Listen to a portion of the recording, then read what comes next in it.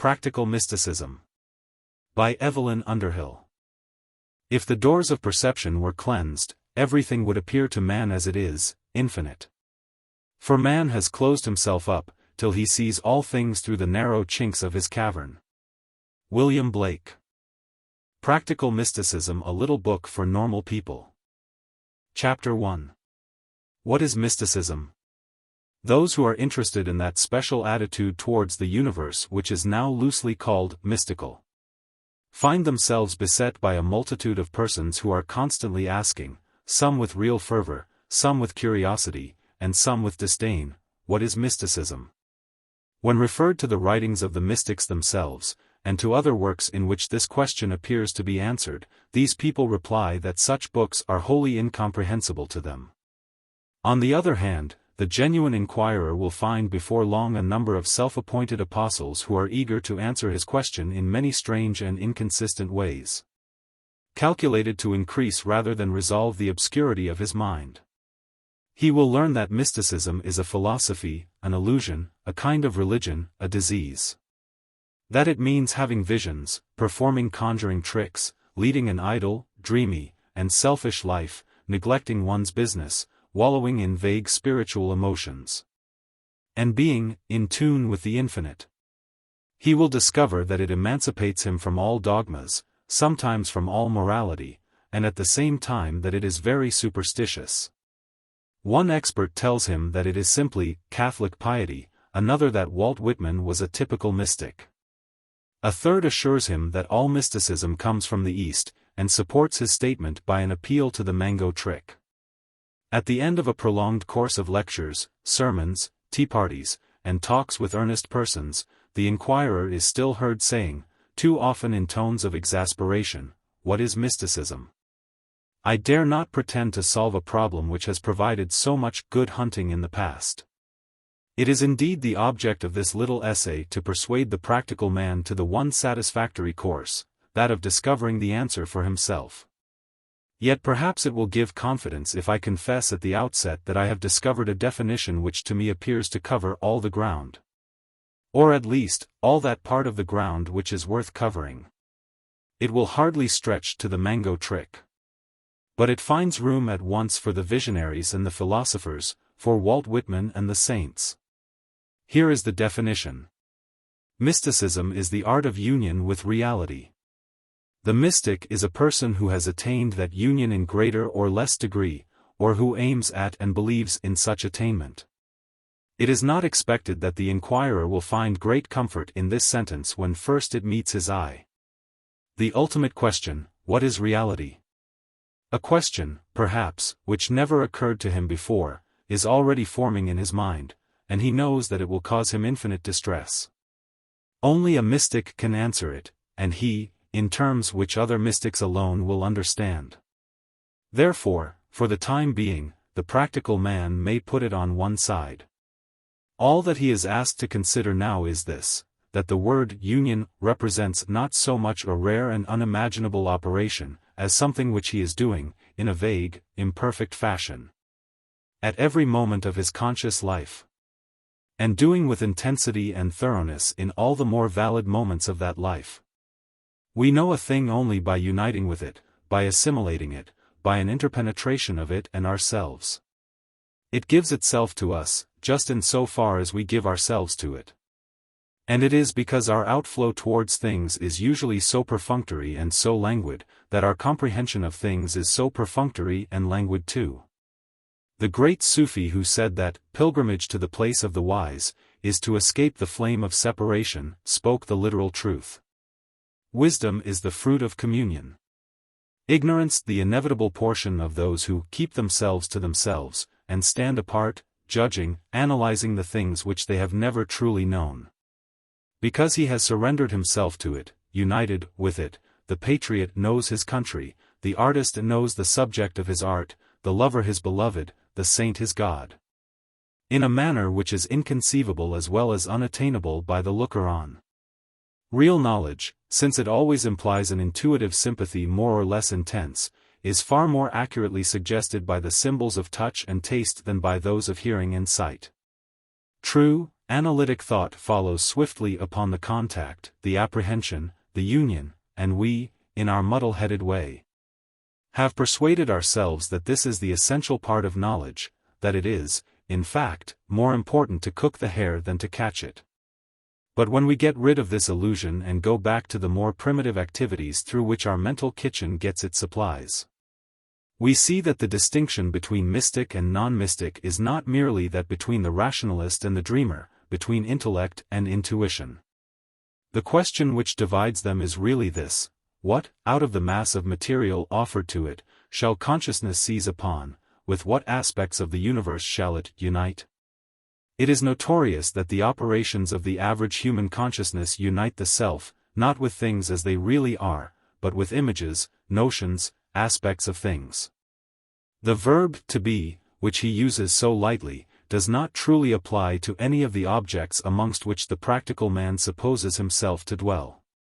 For him the hare of reality is always ready-jugged, he conceives not the living lovely, wild, swift-moving creature which has been sacrificed in order that he may be fed on the deplorable dish which he calls things as they really are.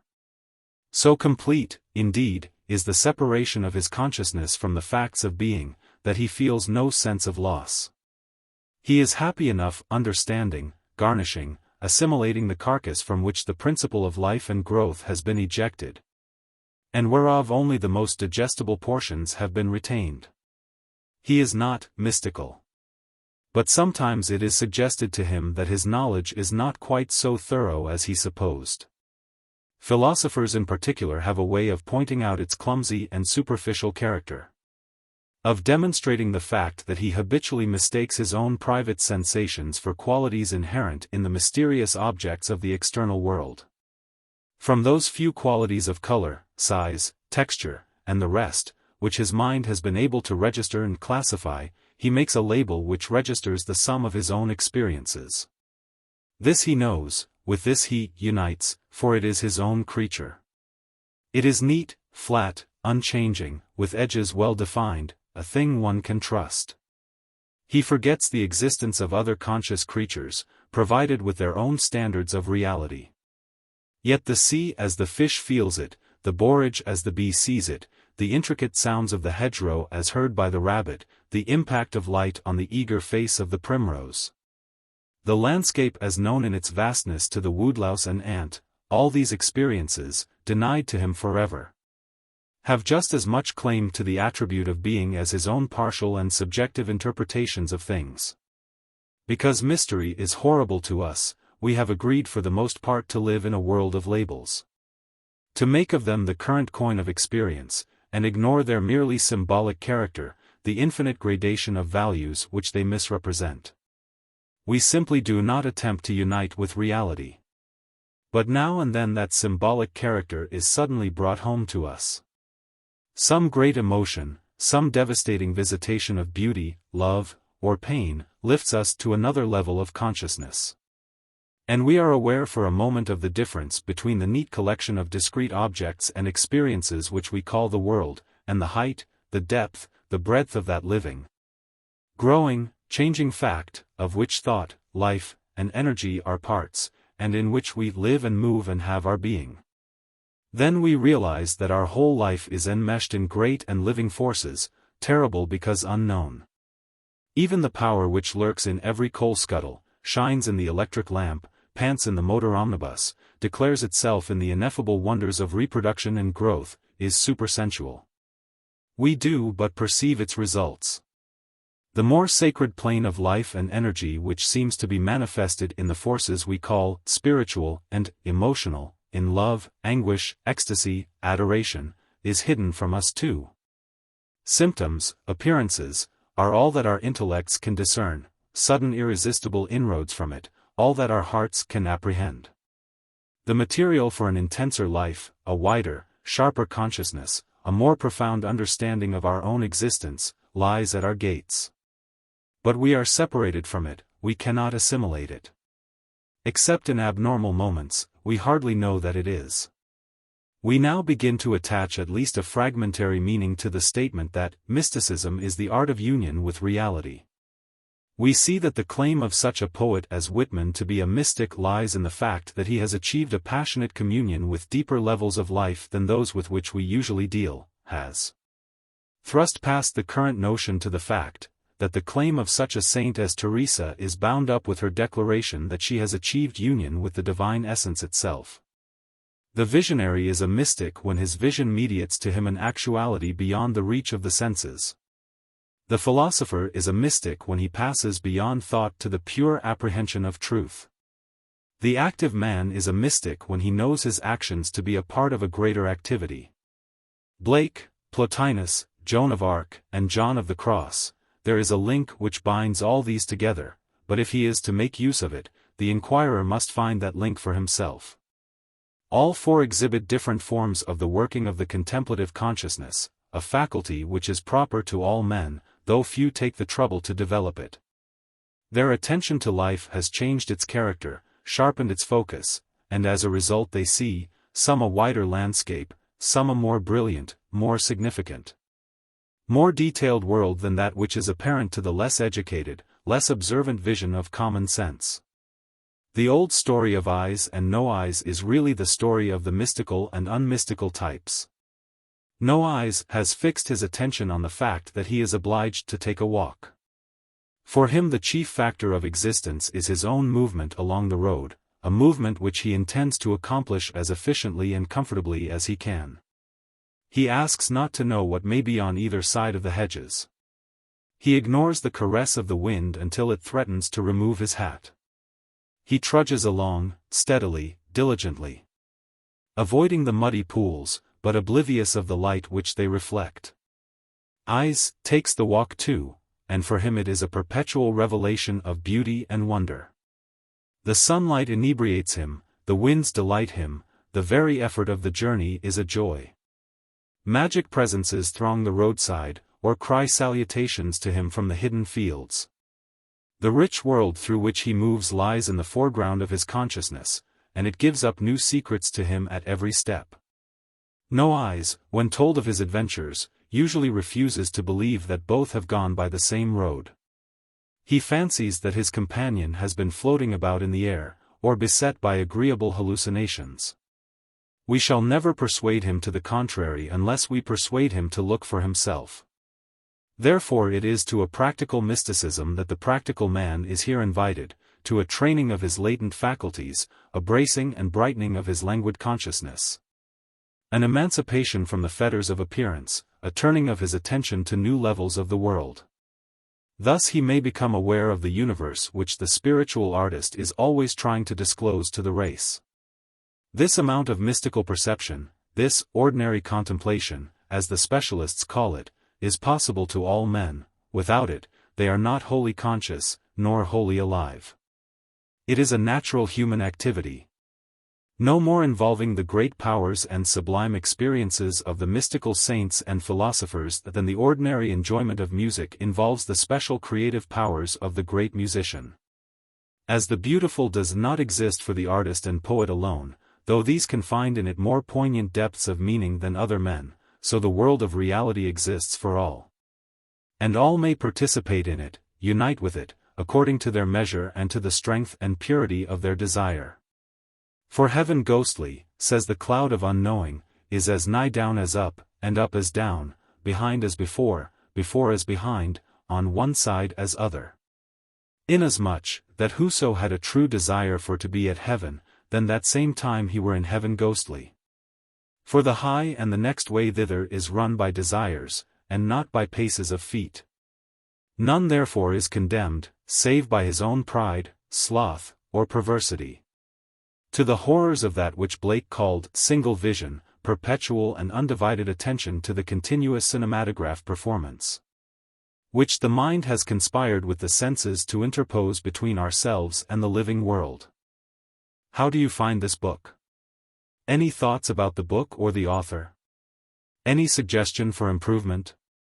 Please take a moment to share your thoughts in a comment. If you like it, share it with your friends who might enjoy it as well. Subscribe to keep in touch. Visit CompleteAudiobooks.com for more quality content. Chapter 2. The World of Reality. The practical man may justly observe at this point that the world of single vision is the only world he knows, that it appears to him to be real, solid, and self-consistent, and that until the existence, at least, the probability, of other planes of reality is made clear to him, all talk of uniting with them is mere moonshine. Which confirms his opinion of mysticism as a game fit only for idle women and inferior poets. Plainly, then, it is the first business of the missionary to create, if he can, some feeling of dissatisfaction with the world within which the practical man has always lived and acted. To suggest something of its fragmentary and subjective character. We turn back therefore to a further examination of the truism, so obvious to those who are philosophers, so exasperating to those who are not, that man dwells, under normal conditions, in a world of imagination rather than a world of facts. That the universe in which he lives and at which he looks is but a construction which the mind has made from some few amongst the wealth of materials at its disposal. The relation of this universe to the world of fact is not unlike the relation between a tapestry picture and the scene which it imitates.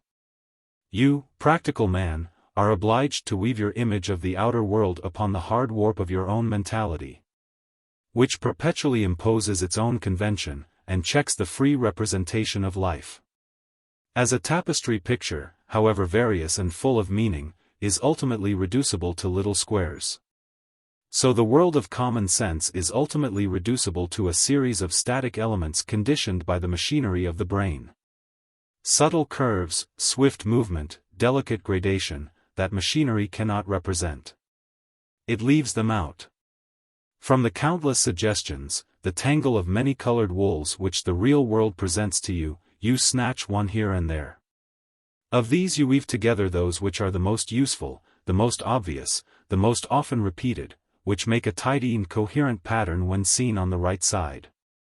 Shut up with this symbolic picture, you soon drop into the habit of behaving to it as though it were not a representation but a thing. On it you fix your attention, with it you unite. Yet, did you look at the wrong side, at the many short ends, the clumsy joins and patches, this simple philosophy might be disturbed. You would be forced to acknowledge the conventional character of the picture you have made so cleverly. The wholesale waste of material involved in the weaving of it, for only a few amongst the wealth of impressions we receive are seized and incorporated into our picture of the world. Further, it might occur to you that a slight alteration in the rhythm of the senses would place at your disposal a complete new range of material. Opening your eyes and ears to sounds, colors, and movements now inaudible and invisible, removing from your universe those which you now regard as part of the established order of things. Even the strands which you have made use of might have been combined in some other way, with disastrous results to the world of common sense, yet without any diminution of their own reality. Nor can you regard these strands themselves as ultimate. As the most prudent of logicians might venture to deduce from a skein of wool the probable existence of a sheep, so you, from the raw stuff of perception, may venture to deduce a universe which transcends the reproductive powers of your loom.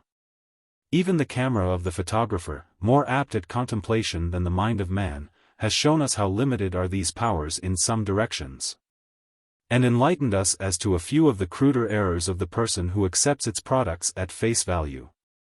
Or, as he would say, believes his own eyes. It has shown us, for instance, that the galloping racehorse, with legs stretched out as we are used to see it, is a mythical animal, probably founded on the mental image of a running dog. No horse has ever galloped thus, but its real action is too quick for us, and we explain it to ourselves as something resembling the more deliberate dog action which we have caught and registered as it passed. The plain man's universe is full of racehorses which are really running dogs, of conventional waves, first seen in pictures and then imagined upon the sea, of psychological situations taken from books and applied to human life, of racial peculiarities generalized from insufficient data, and then discovered, in actuality, of theological diagrams and scientific laws, flung upon the background of eternity as the magic lantern's image is reflected on the screen. The colored scene at which you look so trustfully owes, in fact, much of its character to the activities of the seer, to that process of thought, concept, cogitation, from which Keats prayed with so great an ardor to escape, when he exclaimed in words which will seem to you, according to the temper of your mind, either an invitation to the higher laziness or one of the most profound aspirations of the soul, oh, for a life of sensations rather than thoughts. He felt, as all the poets have felt with him, that another, lovelier world, tinted with unimaginable wonders, alive with ultimate music, awaited those who could free themselves from the fetters of the mind, lay down the shuttle and the weaver's comb, and reach out beyond the conceptual image to intuitive contact with the thing. There are certain happy accidents which have the power of inducting man for a moment into this richer and more vital world. These stop, as one old mystic said, the wheel of his imagination, the dreadful energy of his image-making power weaving up and transmuting the incoming messages of sense. They snatch him from the loom and place him, in the naked simplicity of his spirit, face to face with that other than himself whence the materials of his industry have come. In these hours human consciousness ascends from thought to contemplation, becomes at least aware of the world in which the mystics dwell, and perceives for an instant, as St. Augustine did, the light that never changes, above the eye of the soul, above the intelligence. This experience might be called in essence absolute sensation. It is a pure feeling state, in which the fragmentary contacts with reality achieved through the senses are merged in a wholeness of communion which feels and knows all at once. Yet in a way which the reason can never understand, that totality of which fragments are known by the lover, the musician, and the artist. If the doors of perception were cleansed, said Blake, everything would appear to man as it is, infinite. But the doors of perception are hung with the cobwebs of thought, prejudice, cowardice, sloth. Eternity is with us, inviting our contemplation perpetually, but we are too frightened, lazy, and suspicious to respond, too arrogant to still our thought, and let divine sensation have its way. It needs industry and goodwill if we would make that transition, for the process involves a veritable spring-cleaning of the soul, a turning out and rearrangement of our mental furniture. A wide opening of closed windows, that the notes of the wild birds beyond our garden may come to us fully charged with wonder and freshness, and drown with their music the noise of the gramophone within. Those who do this, discover that they have lived in a stuffy world, whilst their inheritance was a world of morning glory, where every titmouse is a celestial messenger, and every thrusting bud is charged with the full significance of life. There will be many who feel a certain skepticism as to the possibility of the undertaking here suggested to them. A prudent unwillingness to sacrifice their old comfortably upholstered universe, on the mere promise that they will receive a new heaven and a new earth in exchange. These careful ones may like to remind themselves that the vision of the world presented to us by all the great artists and poets, those creatures whose very existence would seem so strange to us, were we not accustomed to them, perpetually demonstrates the many-graded character of human consciousness. The new worlds which await it, once it frees itself from the tyranny of those labor-saving contrivances with which it usually works, leaving on one side the more subtle apprehensions which we call spiritual, even the pictures of the old Chinese draftsmen and the modern impressionists, of Watteau and of Turner, of Manet, Degas, and Cezanne. The poems of Blake, Wordsworth, Shelley, Whitman, these, and countless others, assure you that their creators have enjoyed direct communion, not with some vague world of fancy, but with a visible natural order which you have never known. These have seized and woven into their pictures strands which never presented themselves to you, significant forms which elude you, tones and relations to which you are blind, living facts for which your conventional world provides no place.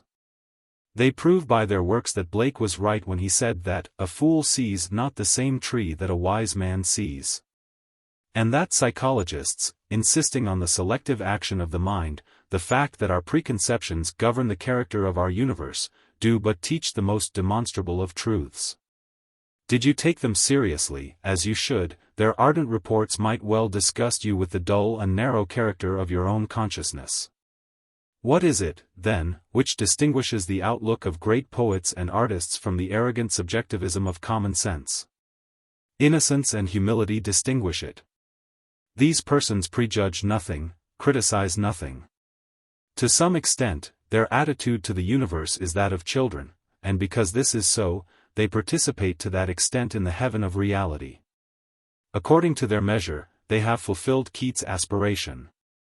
They do live a life in which the emphasis lies on sensation rather than on thought, for the state which he then struggled to describe was that ideal state of pure receptivity, of perfect correspondence with the essence of things, of which all artists have a share, and which a few great mystics appear to have possessed, not indeed in its entirety, but to an extent which made them, as they say, one with the reality of things.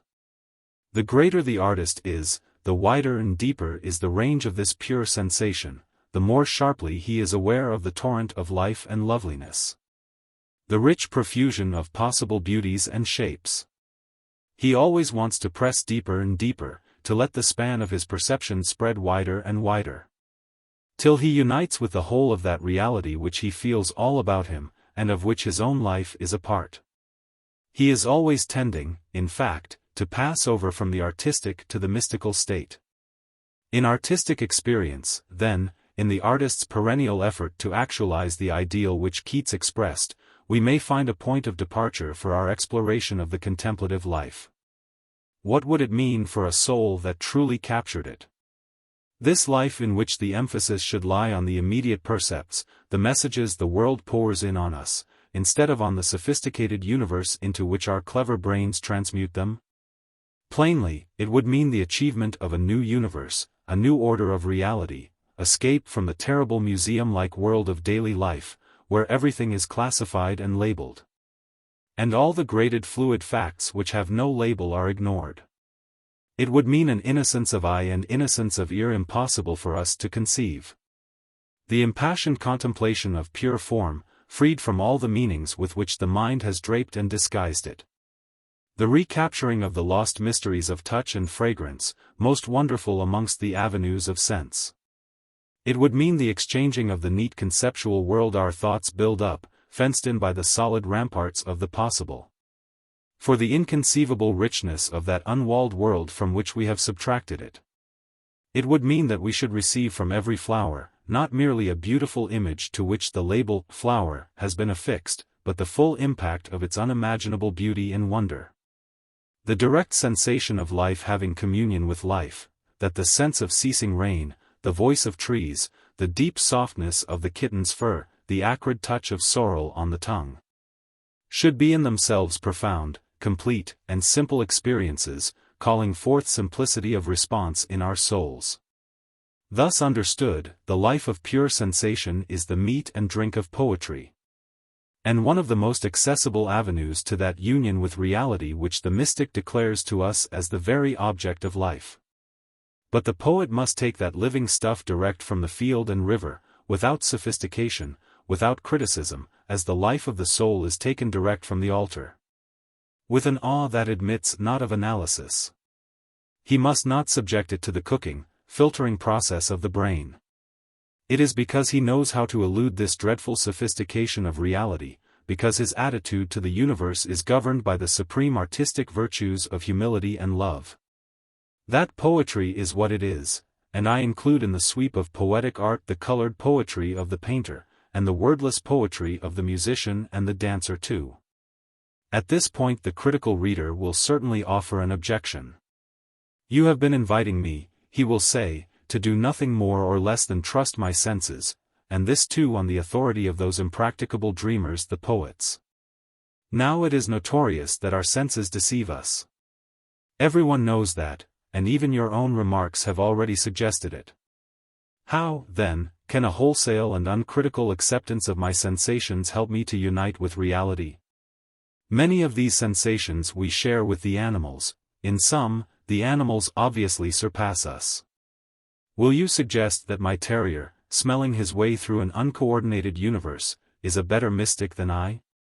To this I reply, that the terrier's contacts with the world are doubtless crude and imperfect, yet he has indeed preserved a directness of apprehension which you have lost. He gets, and responds to, the real smell, not a notion or a name. Certainly the senses, when taken at face value, do deceive us, yet the deception resides not so much in them, as in that conceptual world which we insist on building up from their reports, and for which we make them responsible. They deceive us less when we receive these reports uncooked and unclassified, as simple and direct experiences.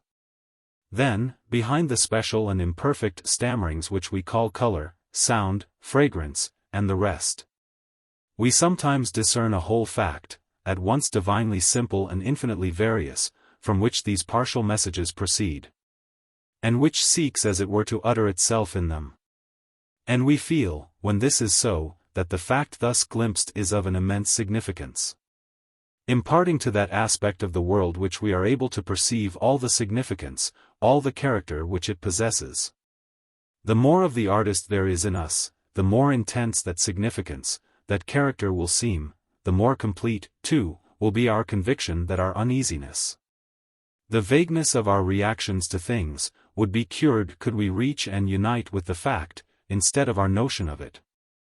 And it is just such an act of union, reached through the clarified channels of sense and unadulterated by the content of thought, which the great artist or poet achieves.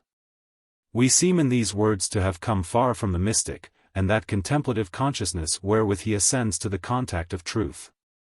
As a matter of fact, we are merely considering that consciousness in its most natural and accessible form, for contemplation is, on the one hand, the essential activity of all artists. On the other, the art through which those who choose to learn and practice it may share in some fragmentary degree, according to their measure, the special experience of the mystic and the poet. By it they may achieve that virginal outlook upon things, that celestial power of communion with veritable life, which comes when that which we call sensation is freed from the tyranny of that which we call thought. The artist is no more and no less than a contemplative who has learned to express himself, and who tells his love in color, speech, or sound. The mystic, upon one side of his nature, is an artist of a special and exalted kind, who tries to express something of the revelation he has received, mediates between reality and the race. In the game of give and take which goes on between the human consciousness and the external world, both have learned to put the emphasis upon the message from without, rather than on their own reaction to and rearrangement of it. Both have exchanged the false imagination which draws the sensations and intuitions of the self into its own narrow circle, and there distorts and transforms them, for the true imagination which pours itself out, eager, adventurous, and self-giving, towards the greater universe. Chapter 3. The Preparation of the Mystic. Here the practical man will naturally say, and pray, how am I going to do this?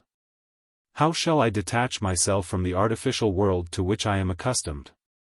Where is the brake that shall stop the wheel of my image-making mind? I answer, you are going to do it by an educative process, a drill, of which the first stages will, indeed, be hard enough. You have already acknowledged the need of such mental drill, such deliberate selective acts, in respect to the smaller matters of life. You willingly spend time and money over that narrowing and sharpening of attention which you call a business training, a legal education, the acquirement of a scientific method. But this new undertaking will involve the development and the training of a layer of your consciousness which has lain fallow in the past, the acquirement of a method you have never used before. It is reasonable, even reassuring, that hard work and discipline should be needed for this, that it should demand of you, if not the renunciation of the cloister, at least the virtues of the golf course. The education of the mystical sense begins in self-simplification.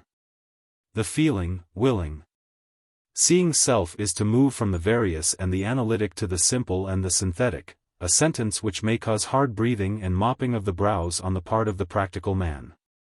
Yet it is to you, practical man, reading these pages as you rush through the tube to the practical work of rearranging unimportant fragments of your universe, that this message so needed by your time, or rather, by your want of time, is addressed.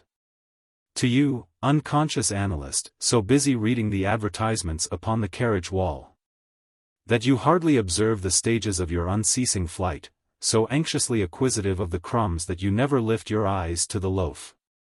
The essence of mystical contemplation is summed in these two experiences: union with the flux of life, and union with the whole in which all lesser realities are resumed, and these experiences are well within your reach.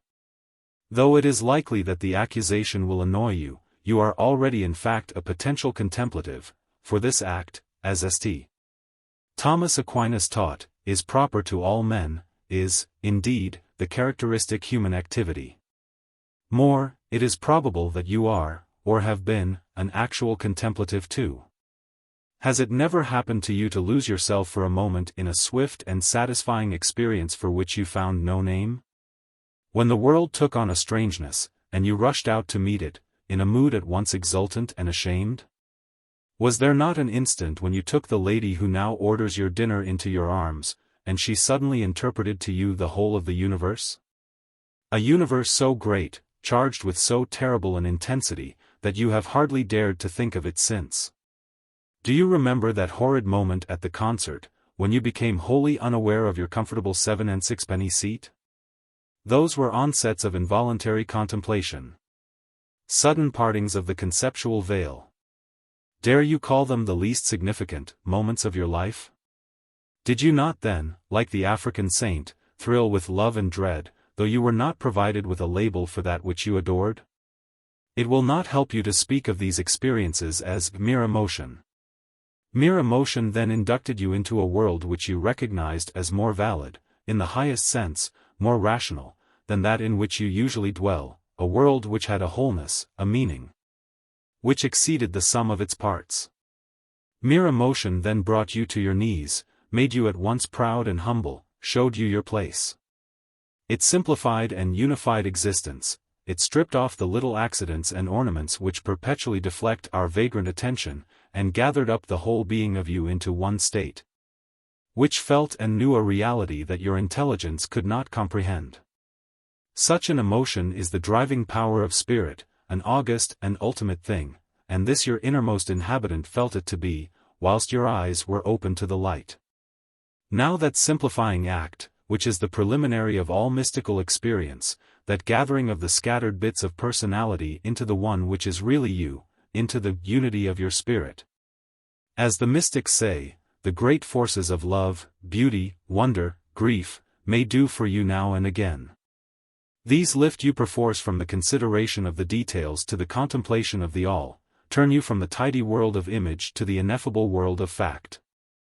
But they are fleeting and ungovernable experiences, descending with dreadful violence on the soul. Are you willing that your participation in reality shall depend wholly on these incalculable visitations, on the sudden wind and rain that wash your windows, and let in the vision of the landscape at your gates? You can, if you like, keep those windows clear. You can, if you choose to turn your attention that way, learn to look out of them. These are the two great phases in the education of every contemplative, and they are called in the language of the mystics the purification of the senses and the purification of the will. Those who are so fortunate as to experience in one of its many forms the crisis which is called conversion, are seized, as it seems to them, by some power stronger than themselves and turned perforce in the right direction. They find that this irresistible power has cleansed the windows of their homely coat of grime, and they look out, literally, upon a new heaven and new earth. The long quiet work of adjustment which others must undertake before any certitude rewards them is for these concentrated into one violent shattering and rearranging of the self, which can now begin its true career of correspondence with the reality it has perceived. To persons of this type I do not address myself, but rather to the ordinary plodding scholar of life, who must reach the same goal by a more gradual road. What is it that smears the windows of the senses? Thought, convention, self-interest. We throw a mist of thought between ourselves and the external world, and through this we discern, as in a glass darkly, that which we have arranged to see. We see it in the way in which our neighbors see it, sometimes through a pink veil, sometimes through a gray. Religion, indigestion, priggishness, or discontent may drape the panes. The prismatic colors of a fashionable school of art may stain them. Inevitably, too, we see the narrow world our windows show us, not in itself, but in relation to our own needs, moods, and preferences, which exercise a selective control upon those few aspects of the whole which penetrate to the field of consciousness and dictate the order in which we arrange them. For the universe of the natural man is strictly egocentric. We continue to name the living creatures with all the placid assurance of Adam, and whatsoever we call them, that is the name thereof. Unless we happen to be artists, and then but rarely, we never know the thing seen, in its purity, never, from birth to death, look at it with disinterested eyes. Our vision and understanding of it are governed by all that we bring with us, and mix with it, to form an amalgam with which the mind can deal. To purify the senses is to release them, so far as human beings may, from the tyranny of egocentric judgments, to make of them the organs of direct perception. This means that we must crush our deep-seated passion for classification and correspondences, ignore the instinctive, selfish question, what does it mean to me? Learn to dip ourselves in the universe at our gates, and know it, not from without by comprehension, but from within by self-mergence. Richard of St. Victor has said, that the essence of all purification is self-simplification. The doing away of the unnecessary and unreal, the tangles and complications of consciousness, and we must remember that when these masters of the spiritual life speak of purity, they have in their minds no thin, abstract notion of a rule of conduct stripped of all color and compounded chiefly of refusals, such as a more modern, more arid asceticism set up. Their purity is an affirmative state, something strong, clean, and crystalline, capable of a wholeness of adjustment to the wholeness of a God-inhabited world. The pure soul is like a lens from which all irrelevancies and excrescences, all the beams and motes of egotism and prejudice, have been removed, so that it may reflect a clear image of the one transcendent fact within which all others facts are held. All which I took from thee I did but take, not for thy harms, but just that thou mightst seek it in my arms. All the details of existence, all satisfactions of the heart and mind, are resumed within that transcendent fact. As all the colors of the spectrum are included in white light, and we possess them best by passing beyond them, by following back the many to the one.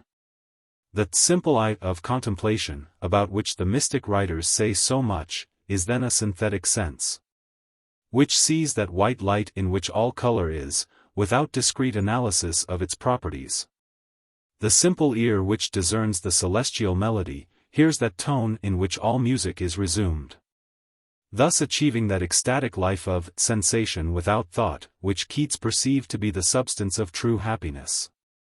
But you, practical man, have lived all your days amongst the illusions of multiplicity, though you are using at every instant your innate tendency to synthesis and simplification. Since this alone creates the semblance of order in your universe, though what you call seeing and hearing are themselves great unifying acts, yet your attention to life has been deliberately adjusted to a world of frittered values and prismatic refracted lights, full of incompatible interests, of people, principles, things, ambitions and affections, tastes and prejudices, are fighting for your attention. Your poor, worried consciousness flies to and fro amongst them, it has become a restless and a complicated thing. At this very moment your thoughts are buzzing like a swarm of bees. The reduction of this fevered complex to a unity appears to be a task beyond all human power. Yet the situation is not as hopeless for you as it seems. All this is only happening upon the periphery of the mind, where it touches and reacts to the world of appearance. At the center there is a stillness which even you are not able to break. There, the rhythm of your duration is one with the rhythm of the universal life. There, your essential self exists, the permanent being which persists through and behind the flow and change of your conscious states. You have been snatched to that center once or twice. Turn your consciousness inward to it deliberately. Retreat to that point whence all the various lines of your activities flow, and to which at last they must return. Since this alone of all that you call your selfhood is possessed of eternal reality, it is surely a counsel of prudence to acquaint yourself with its peculiarities and its powers. Take your seat within the heart of the thousand-petaled lotus, cries the Eastern visionary. Hold thou to thy center, says his Christian brother, and all things shall be thine. This is a practical recipe, not a pious exhortation. The thing may sound absurd to you, but you can do it if you will, standing back, as it were, from the vague and purposeless reactions in which most men fritter their vital energies.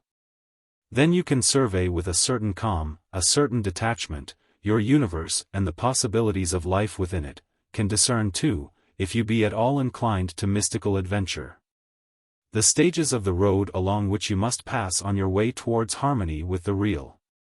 This universe, these possibilities, are far richer, yet far simpler than you have supposed. Seen from the true center of personality, instead of the usual angle of self-interest. Their scattered parts arrange themselves in order, you begin to perceive those graduated levels of reality with which a purified and intensified consciousness can unite. So, too, the road is more logically planned, falls into more comprehensible stages, than those who dwell in a world of single vision are willing to believe. Now it is a paradox of human life, often observed even by the most concrete and unimaginative of philosophers, that man seems to be poised between two contradictory orders of reality. Two planes of existence, or, perhaps, two ways of apprehending existence, lie within the possible span of his consciousness. That great pair of opposites which metaphysicians call being and becoming, eternity and time, unity and multiplicity, and others mean, when they speak of the spiritual and the natural worlds, represents the two extreme forms under which the universe can be realized by him. The greatest men, those whose consciousness is extended to full span, can grasp, be aware of, both. They know themselves to live, both in the discrete, manifested, ever-changeful parts and appearances, and also in the whole fact. They react fully to both, for them there is no conflict between the parochial and the patriotic sense. More than this, a deep instinct sometimes assures them that the inner spring or secret of that whole fact is also the inner spring and secret of their individual lives, and that here, in this third factor, the disharmonies between the part and the whole are resolved.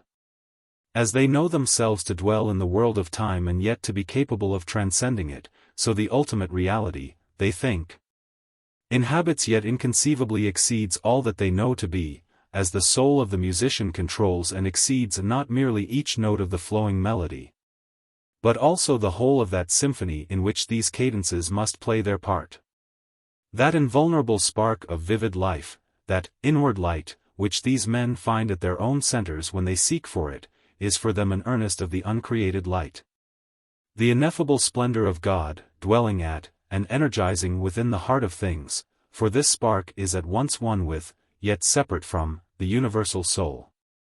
So then, man, in the person of his greatest and most living representatives, feels himself to have implicit correspondences with three levels of existence, which we may call the natural, the spiritual, and the divine.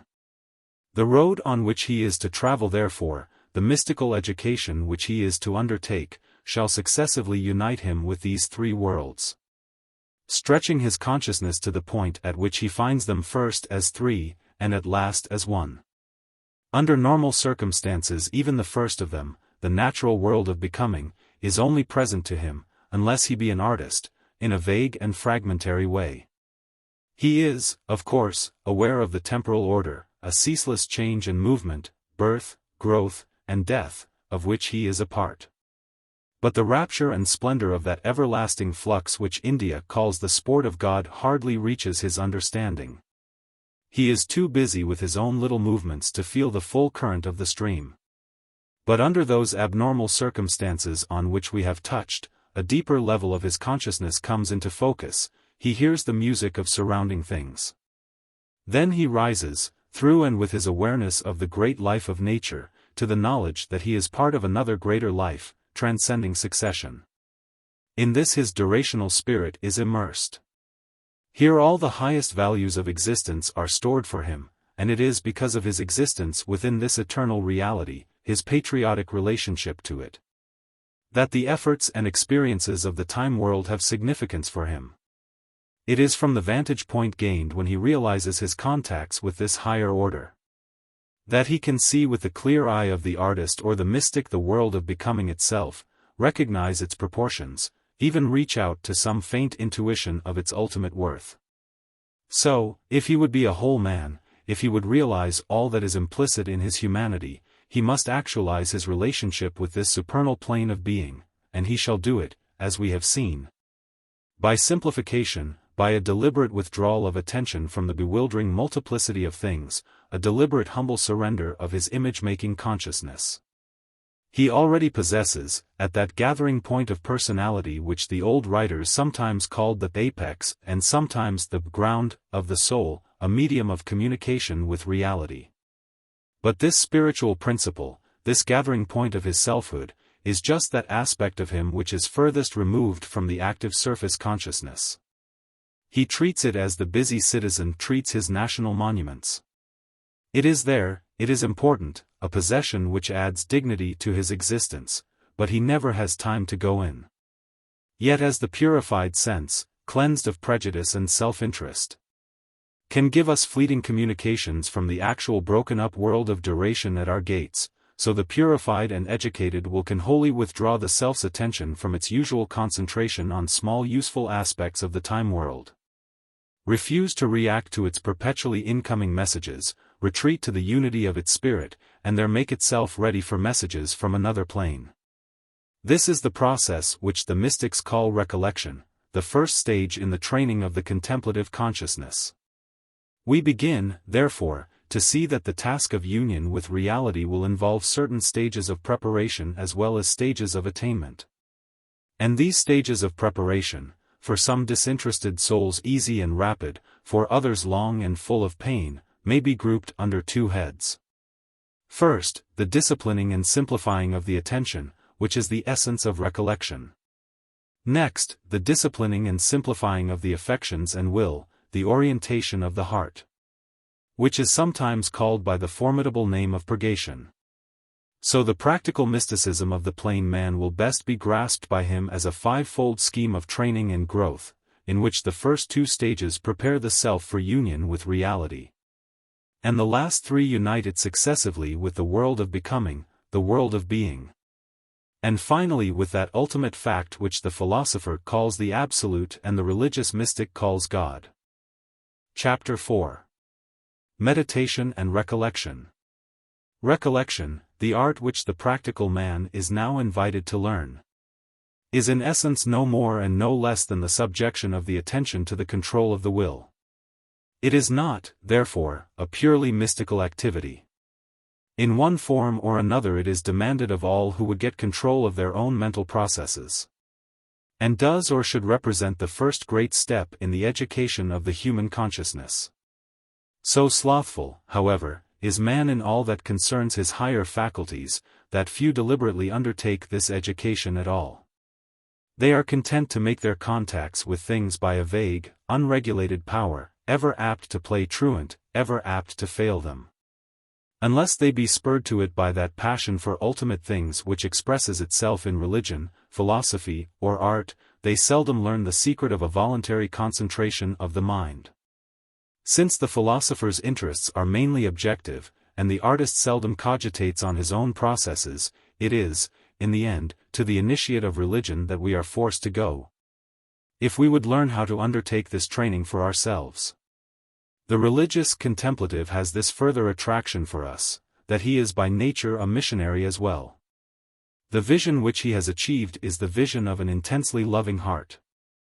And love, which cannot keep itself to itself, urges him to tell the news as widely and as clearly as he may. In his works, he is ever trying to reveal the secret of his own deeper life and wider vision, and to help his fellow men to share it, hence he provides the clearest, most orderly, most practical teachings on the art of contemplation that we are likely to find. True, our purpose in attempting this art may seem to us very different from his, though if we carry out the principles involved to their last term, we shall probably find that they have brought us to the place at which he aimed from the first. But the method, in its earlier stages, must be the same, whether we call the reality which is the object of our quest aesthetic, cosmic, or divine. The athlete must develop much the same muscles, endure much the same discipline, whatever be the game he means to play.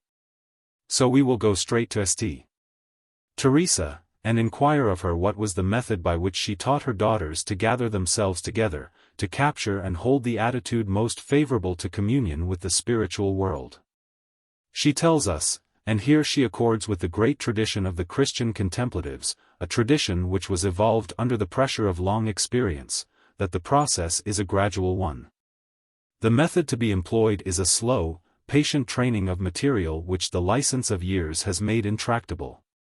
Not the sudden easy turning of the mind in a new direction, that it may minister to a new fancy for the mystical view of things.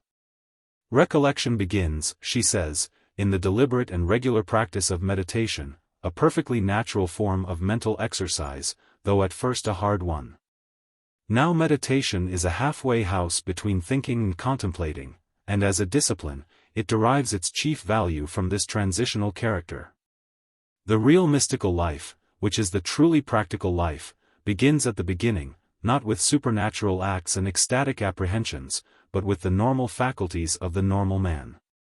I do not require of you, says Teresa to her pupils in meditation, to form great and curious considerations in your understanding. I require of you no more than to look.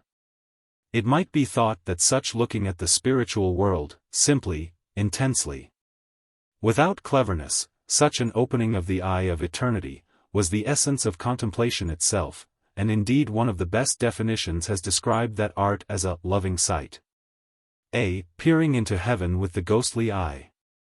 But the self who is yet at this early stage of the pathway to reality is not asked to look at anything new, to peer into the deeps of things, only to gaze with a new and cleansed vision on the ordinary intellectual images, the labels and the formula, the objects and ideas, even the external symbols, amongst which it has always dwelt.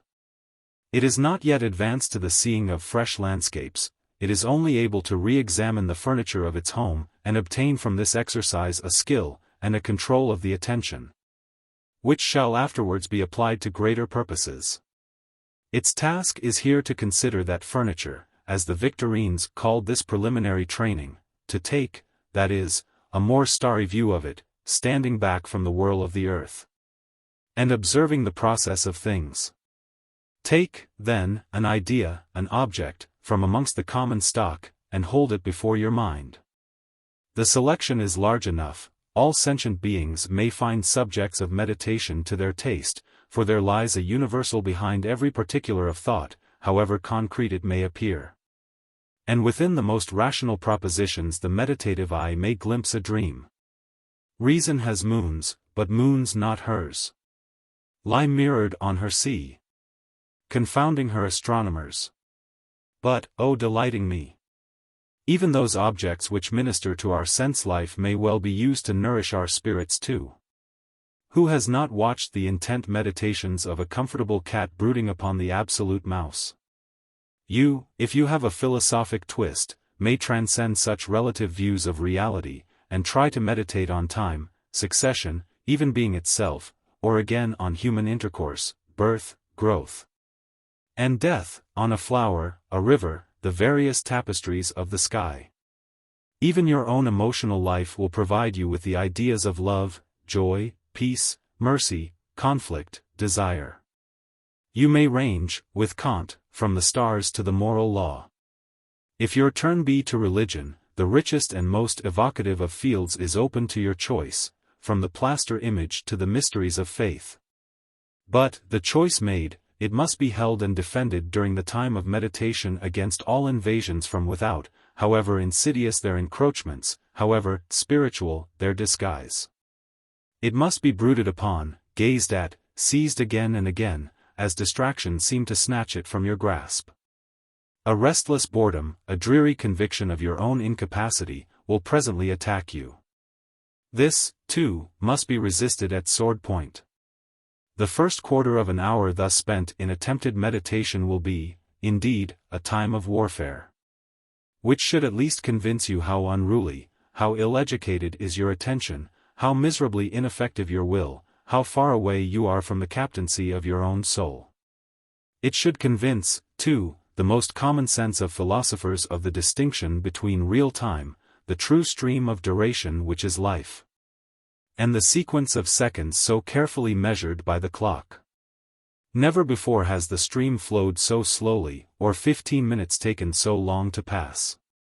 Consciousness has been lifted to a longer, slower rhythm, and is not yet adjusted to its solemn march.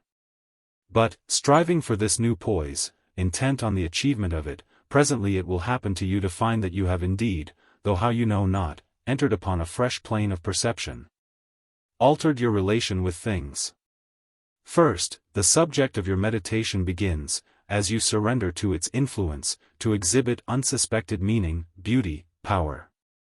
A perpetual growth of significance keeps pace with the increase of attention which you bring to bear on it, that attention which is the one agent of all your apprehensions, physical and mental alike. It ceases to be thin and abstract. You sink as it were into the deeps of it, rest in it, unite with it.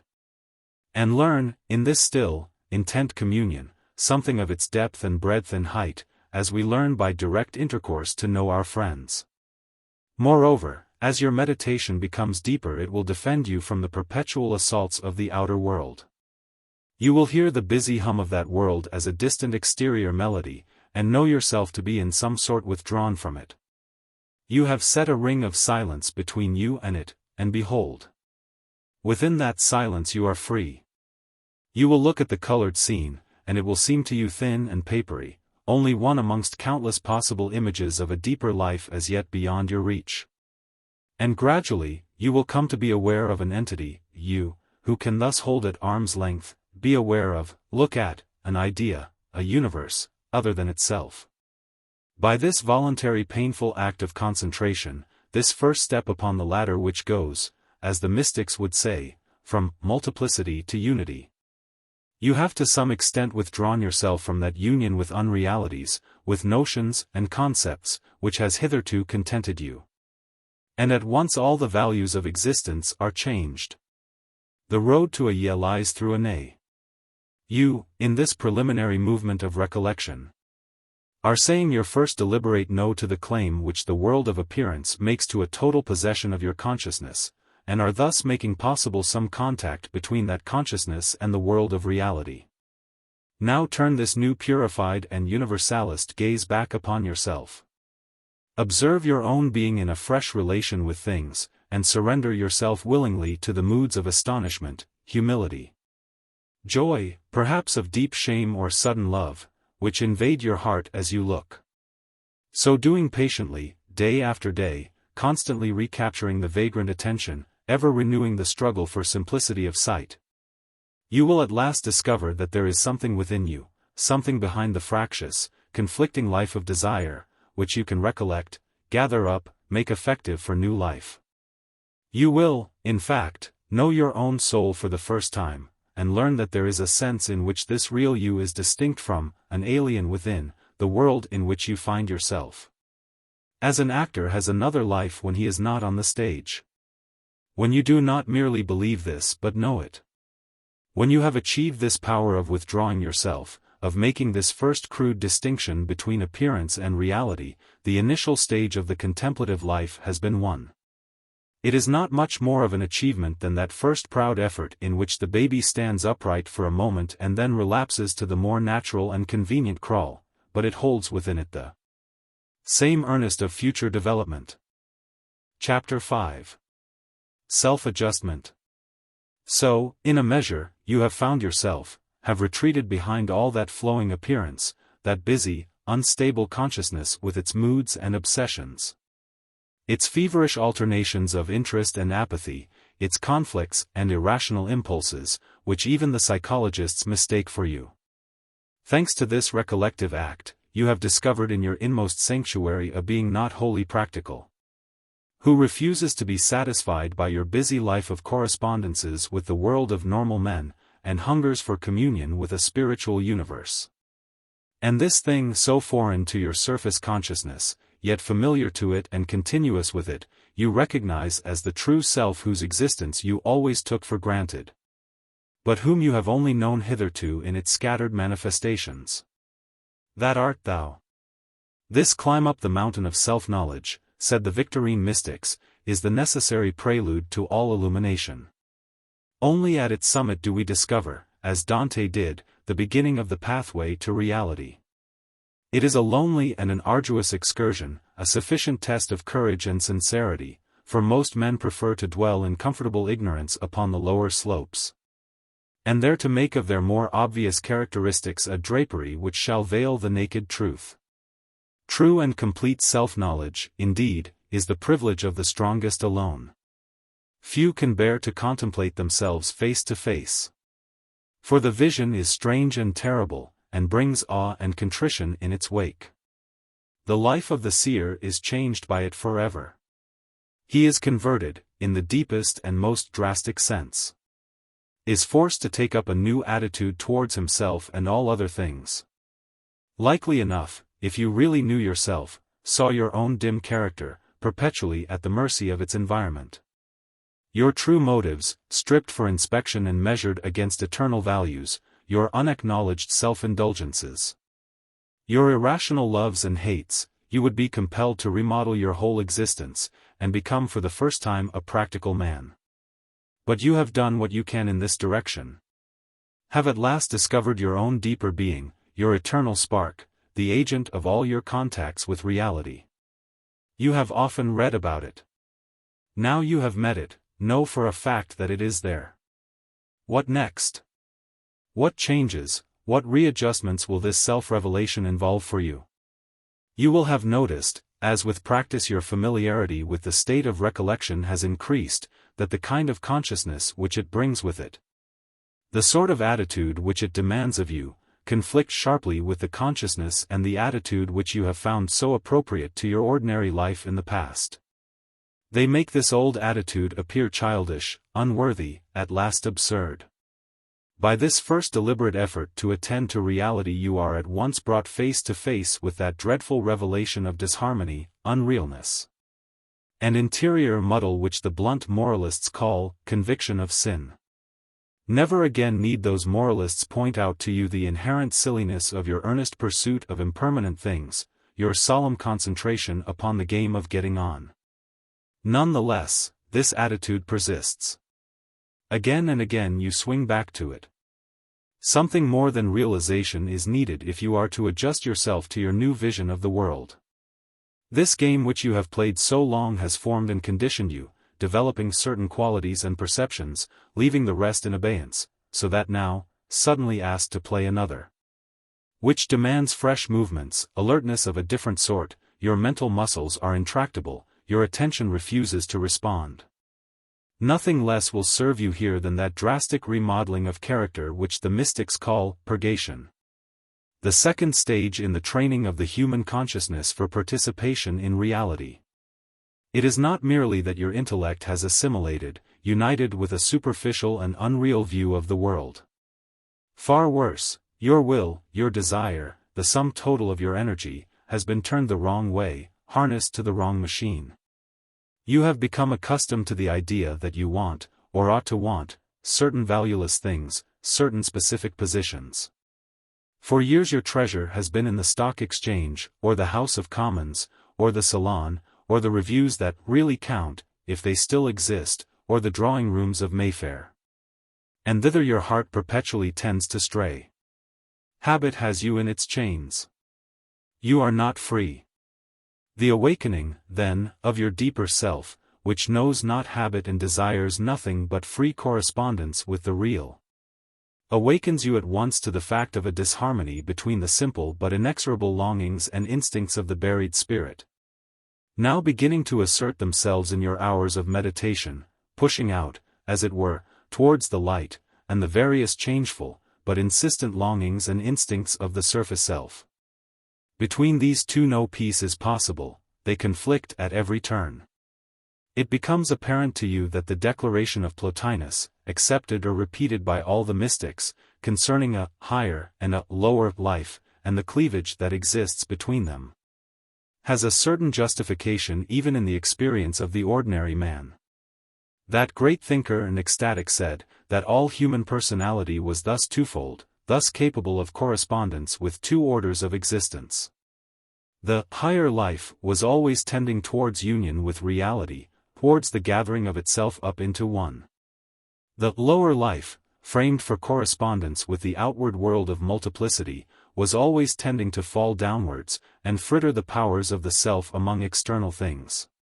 This is but a restatement, in terms of practical existence, of the fact which recollection brought home to us, that the human self is transitional, neither angel nor animal, capable of living towards either eternity or time. But it is one thing to frame beautiful theories on these subjects, another when the unresolved dualism of your own personality, though you may not give it this high-sounding name, becomes the main fact of consciousness. Perpetually reasserts itself as a vital problem, and refuses to take academic rank. This state of things means the acute discomfort which ensues on being pulled two ways at once. The uneasy swaying of attention between two incompatible ideals, the alternating conviction that there is something wrong, perverse, poisonous, about life as you have always lived it, and something hopelessly ethereal about the life which your innermost inhabitant wants to live. These disagreeable sensations grow stronger and stronger. First one and then the other asserts itself. You fluctuate miserably between their attractions and their claims, and will have no peace until these claims have been met, and the apparent opposition between them resolved. You are sure now that there is another, more durable and more reasonable, life possible to the human consciousness than that on which it usually spends itself. But it is also clear to you that you must yourself be something more, or other, than you are now, if you are to achieve this life, dwell in it, and breathe its air. You have had in your brief spells of recollection a first quick vision of that plane of being which Augustine called, the land of peace, the beauty old and new. You know forevermore that it exists, that the real thing within yourself belongs to it, might live in it, is being all the time invited and enticed to it. You begin, in fact, to feel and know in every fiber of your being the mystical need of union with reality, and to realize that the natural scene which you have accepted so trustfully cannot provide the correspondences toward which you are stretching out. Nevertheless, it is to correspondences with this natural order that you have given for many years your full attention, your desire, your will. The surface self, left for so long in undisputed possession of the conscious field, has grown strong, and cemented itself like a limpet to the rock of the obvious.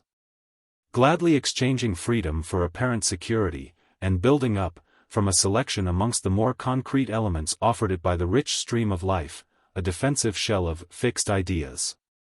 It is useless to speak kindly to the limpet. You must detach it by main force. That old comfortable clinging life, protected by its hard shell from the living waters of the sea, must now come to an end. A conflict of some kind, a severance of old habits, old notions, old prejudices, is here inevitable for you, and a decision as to the form which the new adjustments must take. Now, although in a general way we may regard the practical man's attitude to existence as a limpet-like adherence to the unreal, yet, from another point of view, fixity of purpose and desire is the last thing we can attribute to him. His mind is full of little whirlpools, twists and currents, conflicting systems, incompatible desires. One after another, he centers himself on ambition, love, duty, friendship, social convention, politics, religion, self-interest in one of its myriad forms, making of each a core round which whole sections of his life are arranged. One after another, these things either fail him or enslave him. Sometimes they become obsessions, distorting his judgment, narrowing his outlook, coloring his whole existence. Sometimes they develop inconsistent characters which involve him in public difficulties, private compromises and self-deceptions of every kind. They split his attention, fritter his powers. This state of affairs, which usually passes for an active life, begins to take on a different complexion when looked at with the simple eye of meditation. Then we observe that the plain man's world is in a muddle, just because he has tried to arrange its major interests round himself as round a center.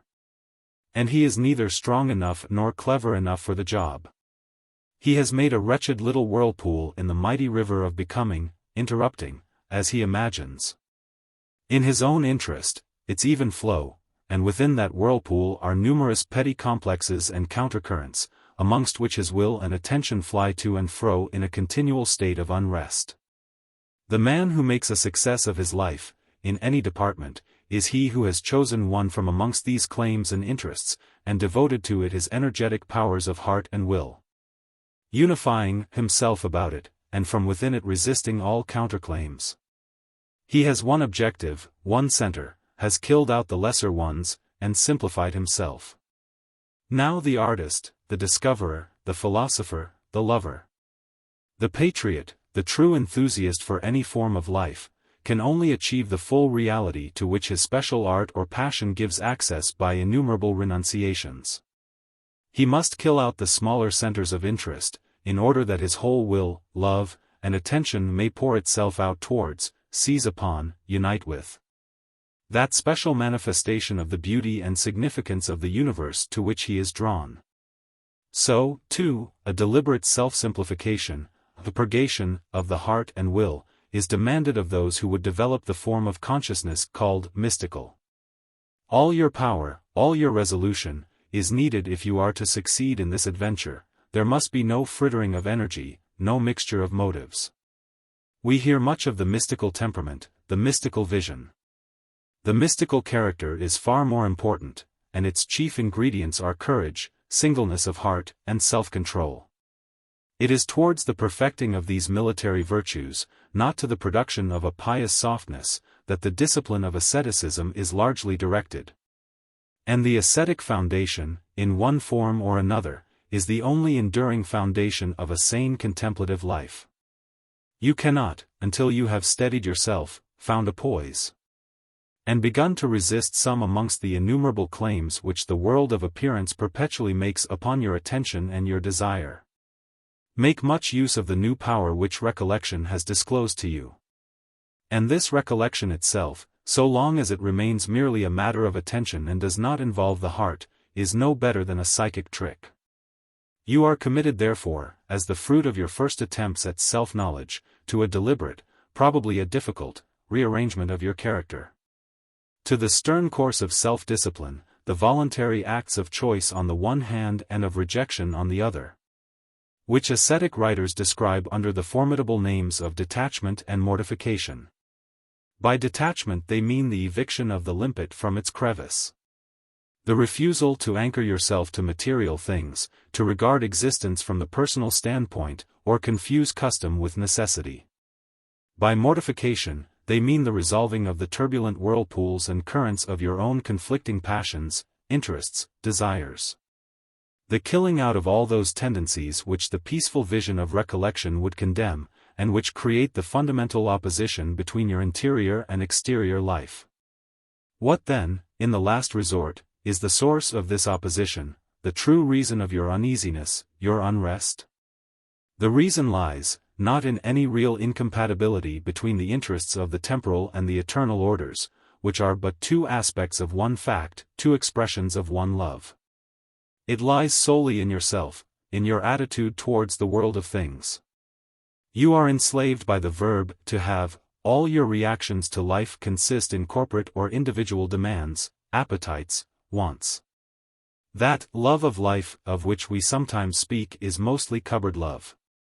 We are quick to snap at her ankles when she locks the larder door, a proceeding which we dignify by the name of pessimism. The mystic knows not this attitude of demand. He tells us again and again, that he is rid of all his asking, that henceforth the heat of having shall never scorch him more. Compare this with your normal attitude to the world, practical man, your quiet certitude that you are well within your rights in pushing the claims of the I, the me, the mine. Your habit, if you be religious, of asking for the weather and the government that you want. Of persuading the supernal powers to take a special interest in your national or personal health and prosperity. How often in each day do you deliberately revert to an attitude of disinterested adoration? Yet this is the only attitude in which true communion with the universe is possible. The very mainspring of your activity is a demand, either for a continued possession of that which you have, or for something which as yet you have not, wealth, honor, success, social position, love. friendship, comfort, amusement. You feel that you have a right to some of these things, to a certain recognition of your powers, a certain immunity from failure or humiliation. You resent anything which opposes you in these matters. You become restless when you see other selves more skillful in the game of acquisition than yourself.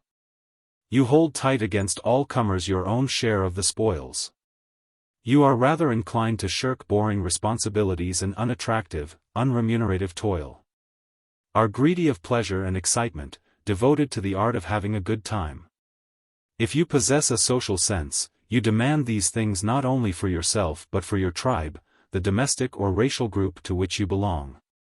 These dispositions, so ordinary that they almost pass unnoticed, were named by our blunt forefathers the 7 deadly sins of pride, anger, envy, avarice, sloth, gluttony, and lust.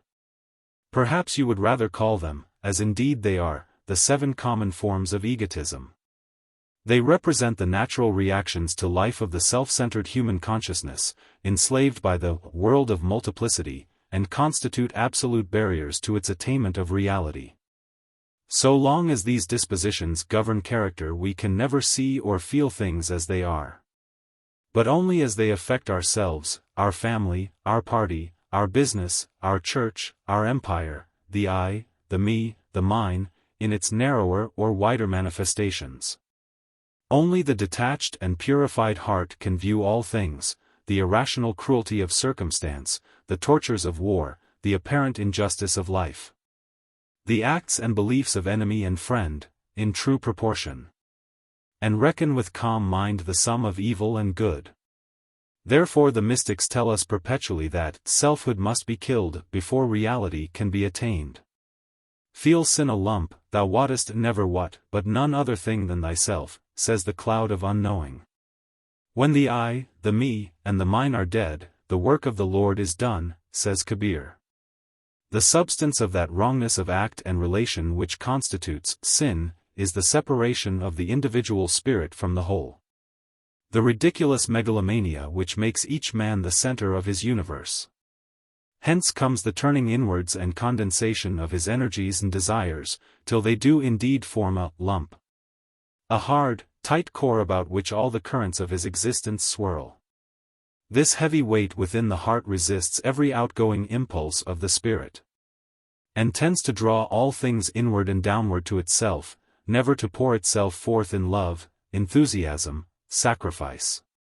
So long, says the Theologia Germanica, as a man seeketh his own will and his own highest good, because it is his, and for his own sake, he will never find it, for so long as he doeth this. He is not seeking his own highest good, and how then should he find it? For so long as he doeth this, he seeketh himself, and dreameth that he is himself the highest good. But whosoever seeketh, loveth, and pursueth goodness, as goodness and for the sake of goodness, and mocketh that his end, for nothing but the love of goodness, not for love of the I, me, mine, self, and the like, he will find the highest good, for he seeketh it aright, and they who seek it otherwise do err. So it is disinterestedness, the saints' and poets' love of things for their own sakes, the vision of the charitable heart, which is the secret of union with reality and the condition of all real knowledge. This brings with it the precious quality of suppleness, the power of responding with ease and simplicity to the great rhythms of life. And this will only come when the ungainly lump of sin is broken, and the verb to have, which expresses its reaction to existence, is ejected from the center of your consciousness. Then your attitude to life will cease to be commercial, and become artistic. Then the guardian at the gate, scrutinizing and sorting the incoming impressions, will no longer ask, "What use is this to me?" before admitting the angel of beauty or significance who demands your hospitality. Then things will cease to have power over you. You will become free. Son, says a Kempis, thou oughtest diligently to attend to this. That in every place, every action or outward occupation, thou be inwardly free and mighty in thyself, and all things be under thee, and thou not under them. That thou be Lord and governor of thy deeds, not servant.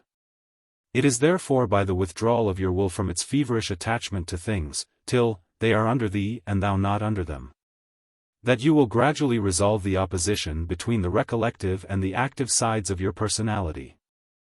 By diligent self-discipline, that mental attitude which the mystics sometimes call poverty and sometimes perfect freedom, for these are two aspects of one thing, will become possible to you. Ascending the mountain of self-knowledge and throwing aside your superfluous luggage as you go, you shall at last arrive at the point which they call the summit of the spirit. Where the various forces of your character, brute energy, keen intellect, desirous heart, long dissipated amongst 1,000 little wants and preferences, are gathered into one. And become a strong and disciplined instrument wherewith your true self can force a path deeper and deeper into the heart of reality. Chapter 6. Love and Will. This steady effort towards the simplifying of your tangled character, its gradual emancipation from the fetters of the unreal, is not to dispense you from that other special training of the attention which the diligent practice of meditation and recollection effects. Your pursuit of the one must never involve neglect of the other. For these are the two sides, one moral, the other mental, of that unique process of self-conquest which Rusbroek calls, the gathering of the forces of the soul into the unity of the spirit, the welding together of all your powers, the focusing of them upon one point. Hence they should never, either in theory or practice, be separated. Only the act of recollection, the constantly renewed retreat to the quiet center of the spirit, gives that assurance of a reality, a calmer and more valid life attainable by us, which supports the stress and pain of self-simplification and permits us to hope on, even in the teeth of the world's cruelty, indifference, degeneracy. Whilst diligent character-building alone, with its perpetual untiring efforts at self-adjustment, its bracing, purging discipline, checks the human tendency to relapse into and react to the obvious, and makes possible the further development of the contemplative power. So it is through and by these two great changes in your attitude towards things, first, the change of attention, which enables you to perceive a truer universe. Next, the deliberate rearrangement of your ideas, energies, and desires in harmony with that which you have seen, that a progressive uniformity of life and experience is secured to you. And you are defended against the dangers of an indolent and useless mysticality. Only the real, say the mystics, can know reality, for we behold that which we are. The universe which we see is conditioned by the character of the mind that sees it, and this realness, since that which you seek is no mere glimpse of eternal life, but complete possession of it, must apply to every aspect of your being, the rich totality of character, all the forces of the soul, not to some thin and isolated, spiritual sense, alone. This is why recollection and self-simplification, perception of, and adaptation to, the spiritual world in which we dwell, are the essential preparations for the mystical life. And neither can exist in a wholesome and well-balanced form without the other. By them the mind, the will, the heart, which so long had dissipated their energies over 1,000 scattered notions, wants, and loves, are gradually detached from their old exclusive preoccupation with the ephemeral interests of the self, or of the group to which the self belongs. You, if you practice them, will find after a time, perhaps a long time, that the hard work which they involve has indeed brought about a profound and definite change in you. A new suppleness has taken the place of that rigidity which you have been accustomed to mistake for strength of character, an easier attitude towards the accidents of life. Your whole scale of values has undergone a silent transformation, since you have ceased to fight for your own hand and regard the nearest at-hand world as the only one that counts. You have become, as the mystics would say, free from inordinate attachments. The heat of having does not scorch you any more. And because of this you possess great inward liberty, a sense of spaciousness and peace. Released from the obsessions which so long had governed them, will, heart, and mind are now all bent to the purposes of your deepest being, gathered in the unity of the spirit. They have fused to become an agent with which it can act. What form, then, shall this action take? It shall take a practical form, shall express itself in terms of movement, the pressing outwards of the whole personality, the eager and trustful stretching of it towards the fresh universe which awaits you. As all scattered thinking was cut off in recollection, as all vagrant and unworthy desires have been killed by the exercises of detachment. So now all scattered willing, all hesitations between the indrawing and outflowing instincts of the soul, shall be checked and resolved. You are to push with all your power, not to absorb ideas, but to pour forth will and love. With this conative act, as the psychologists would call it, the true contemplative life begins. Contemplation, you see, has no very close connection with dreaminess and idle musing. It is more like the intense effort of vision, the passionate and self-forgetful act of communion, presupposed in all creative art. It is, says one old English mystic, a blind intent stretching, a privy love pressed, in the direction of ultimate beauty, athwart all the checks, hindrances, and contradictions of the restless world, loving stretching out, towards reality, says the great Rusbroek, than whom none has gone further on this path. Tension, ardor, are of its essence, it demands the perpetual exercise of industry and courage. We observe in such definitions as these a strange neglect of that glory of man, the pure intellect, with which the spiritual prig enjoys to believe that he can climb up to the empyrean itself. It almost seems as though the mystics shared Keats' view of the supremacy of feeling over thought, and reached out towards some new and higher range of sensation, rather than towards new and more accurate ideas. They are ever eager to assure us that man's most sublime thoughts of the transcendent are but a little better than his worst, that loving intuition is the only certain guide. By love may he be gotten and holden, but by thought never. Yet here you are not to fall into the clumsy error of supposing that the things which are beyond the grasp of reason are necessarily unreasonable things. Immediate feeling, so far as it is true, does not oppose but transcends and completes the highest results of thought. It contains within itself the sum of all the processes through which thought would pass in the act of attaining the same goal, supposing thought to have reached, as it has not, the high pitch at which it was capable of thinking its way all along this road. In the preliminary act of gathering yourself together, and in those unremitting explorations through which you came to a knowing and a feeling of yourself as you are, thought assuredly had its place. There the powers of analysis, criticism, and deduction found work that they could do. But now it is the love and will, the feeling, the intent, the passionate desire, of the self, which shall govern your activities and make possible your success.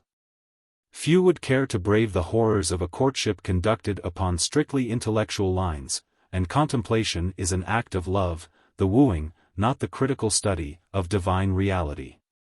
It is an eager outpouring of ourselves towards a somewhat other for which we feel a passion of desire. A seeking, touching, and tasting, not a considering and analyzing, of the beautiful and true wherever found. It is, as it were, a responsive act of the organism to those supernal powers without, which touch and stir it. Deep humility as towards those powers, a willing surrender to their control, is the first condition of success. The mystics speak much of these elusive contacts, felt more and more in the soul, as it becomes increasingly sensitive to the subtle movements of its spiritual environment. Sense, feeling, taste, complacency, and sight. These are the true and real joys. The living, flowing, inward, melting, bright, and heavenly pleasures, all the rest are toys. All which are founded in desire. As light in flame and heat in fire. But this new method of correspondence with the universe is not to be identified with mere feeling, in its lowest and least orderly forms. Contemplation does not mean abject surrender to every mystical impression that comes in. It is no sentimental aestheticism or emotional piety to which you are being invited, nor shall the transcending of reason ever be achieved by way of spiritual silliness. All the powers of the self, raised to their intensest form, shall be used in it, though used perhaps in a new way. These, the three great faculties of love, thought, and will, with which you have been accustomed to make great show on the periphery of consciousness, you have, as it were, drawn inwards during the course of your inward retreat, and by your education in detachment have cured them of their tendency to fritter their powers amongst a multiplicity of objects. Now, at the very heart of personality, you are alone with them. You hold with you in that interior castle, and undistracted for the moment by the demands of practical existence, the three great tools wherewith the soul deals with life. As regards the life you have hitherto looked upon as normal, love, understood in its widest sense, as desire, emotional inclination, has throughout directed your activities. You did things, sought things, learned things, even suffered things, because at bottom you wanted to. Will has done the work to which love spurred it, thought has assimilated the results of their activities and made for them pictures, analyses, explanations, of the world with which they had to deal.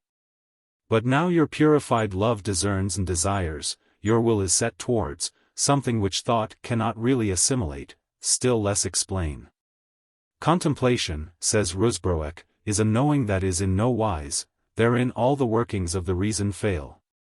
That reason has been trained to deal with the stuff of temporal existence.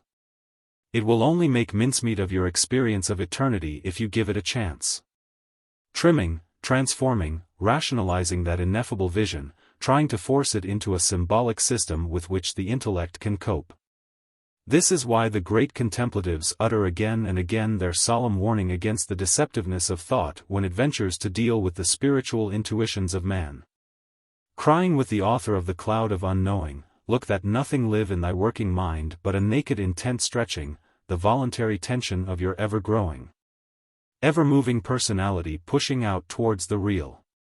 Love, and do what you like, said the wise Augustine, so little does mere surface activity count, against the deep motive that begets it. The dynamic power of love and will. The fact that the heart's desire, if it be intense and industrious, is a better earnest of possible fulfillment than the most elegant theories of the spiritual world. This is the perpetual theme of all the Christian mystics. By such love, they think, the worlds themselves were made. By an eager outstretching towards reality, they tell us, we tend to move towards reality. To enter into its rhythm, by a humble and unquestioning surrender to it we permit its entrance into our souls. This twofold act, in which we find the double character of all true love, which both gives and takes, yields and demands, is assured, if we be patient and single-hearted, of ultimate success. At last our ignorance shall be done away, and we shall apprehend the real and the eternal, as we apprehend the sunshine when the sky is free from cloud.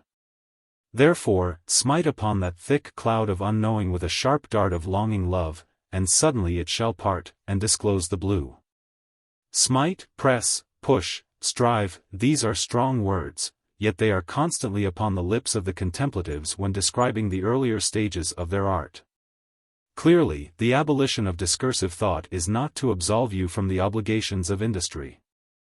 You are to energize enthusiastically upon new planes, where you shall see more intensely, hear more intensely, touch and taste more intensely than ever before, for the modes of communion which these senses make possible to you are now to operate as parts of the one single state of perfect intuition, of loving knowledge by union, to which you are growing up. And gradually you come to see that, if this be so, it is the ardent will that shall be the prime agent of your undertaking, a will which has now become the active expression of your deepest and purest desires. About this the recollected and simplified self is to gather itself as a center, and thence to look out, steadily, deliberately, with eyes of love towards the world. To look with the eyes of love seems a vague and sentimental recommendation, yet the whole art of spiritual communion is summed in it, and exact and important results flow from this exercise.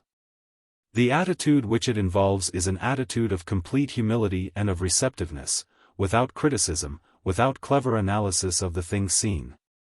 When you look thus, you surrender your I-hood. See things at last as the artist does, for their sake, not for your own. The fundamental unity that is in you reaches out to the unity that is in them, and you achieve the simple vision of the poet and the mystic, that synthetic and undistorted apprehension of things, which is the antithesis of the single vision of practical men. The doors of perception are cleansed, and everything appears as it is. The disfiguring results of hate, rivalry, prejudice, vanish away. Into that silent place to which recollection has brought you, new music, new color, new light, are poured from the outward world. The conscious love which achieves this vision may, indeed must, fluctuate, as long as thou livest thou art subject to mutability, yea, though thou wilt not. But the will which that love has enkindled can hold attention in the right direction. It can refuse to relapse to unreal and egotistic correspondences. And continue, even in darkness, and in the suffering which such darkness brings to the awakened spirit, its appointed task, cutting a way into new levels of reality. Therefore this transitional stage in the development of the contemplative powers, in one sense the completion of their elementary schooling, in another the beginning of their true activities, is concerned with the toughening and further training of that will which self-simplification has detached from its old concentration upon the unreal wants and interests of the self. Merged with your intuitive love, this is to become the true agent of your encounter with reality. For that simple eye of intention, which is so supremely your own, and in the last resort the maker of your universe and controller of your destiny, is nothing else but a synthesis of such energetic will and such uncorrupt desire, turned and held in the direction of the best. Chapter 7. The first form of contemplation. Concentration, recollection, a profound self-criticism, the stilling of his busy surface intellect, his restless emotions of enmity and desire. The voluntary achievement of an attitude of disinterested love, by these strange paths the practical man has now been led. In order that he may know by communion something of the greater life in which he is immersed and which he has so long and so successfully ignored. He has managed in his own small way something equivalent to those drastic purifications, those searching readjustments, which are undertaken by the heroic seekers for reality. The arts whereby they defeat the tyranny of the I, the me, the mine, and achieve the freedom of a wider life. Now, perhaps, he may share to some extent in that illumination, that extended and intensified perception of things, which they declare to be the heritage of the liberated consciousness. This illumination shall be gradual. The attainment of it depends not so much upon a philosophy accepted, or a new gift of vision suddenly received, as upon an uninterrupted changing and widening of character. A progressive growth towards the real, an ever more profound harmonization of the self's life with the greater and inclusive rhythms of existence. It shall therefore develop in width and depth as the sphere of that self's intuitive love extends. As your own practical sympathy with and understanding of other lives, your realization of them, may be narrowed and stiffened to include no more than the family group. Or spread over your fellow workers, your class, your city, party, country, or religion, even perhaps the whole race, till you feel yourself utterly part of it, moving with it, suffering with it, and partake of its whole conscious life. So here. Self-mergence is a gradual process, dependent on a progressive unlimiting of personality. The apprehension of reality which rewards it is gradual too. In essence, it is one continuous outflowing movement towards that boundless heavenly consciousness where the flaming ramparts, which shut you from true communion with all other selves and things, is done away. An unbroken process of expansion and simplification, which is nothing more or less than the growth of the spirit of love, the full flowering of the patriotic sense.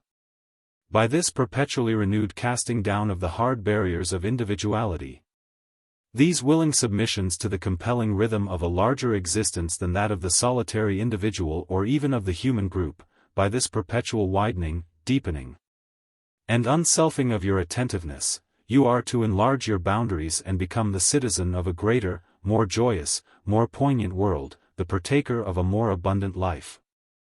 The limits of this enlargement have not yet been discovered.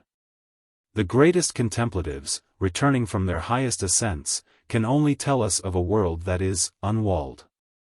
But this growth into higher realities, this blossoming of your contemplative consciousness, though it be, like all else we know in life, an unbroken process of movement and change, must be broken up and reduced to the series of concrete forms which we call order, if our inelastic minds are to grasp it.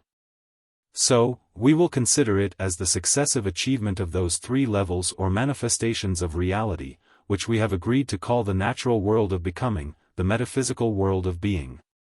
And, last and highest, that divine reality within which these opposites are found as one.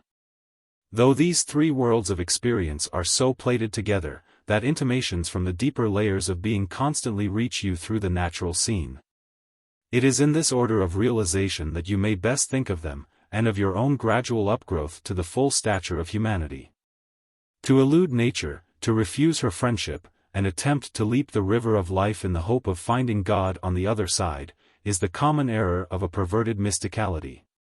It is as fatal in result as the opposite error of deliberately arrested development, which, being attuned to the wonderful rhythms of natural life, is content with this increase of sensibility. And, becoming a nature mystic, asks no more. So you are to begin with that first form of contemplation which the old mystics sometimes called the discovery of God in his creatures. Not with some ecstatic adventure in supersensuous regions, but with the loving and patient exploration of the world that lies at your gates. The ebb and flow and ever-during power, of which your own existence forms a part.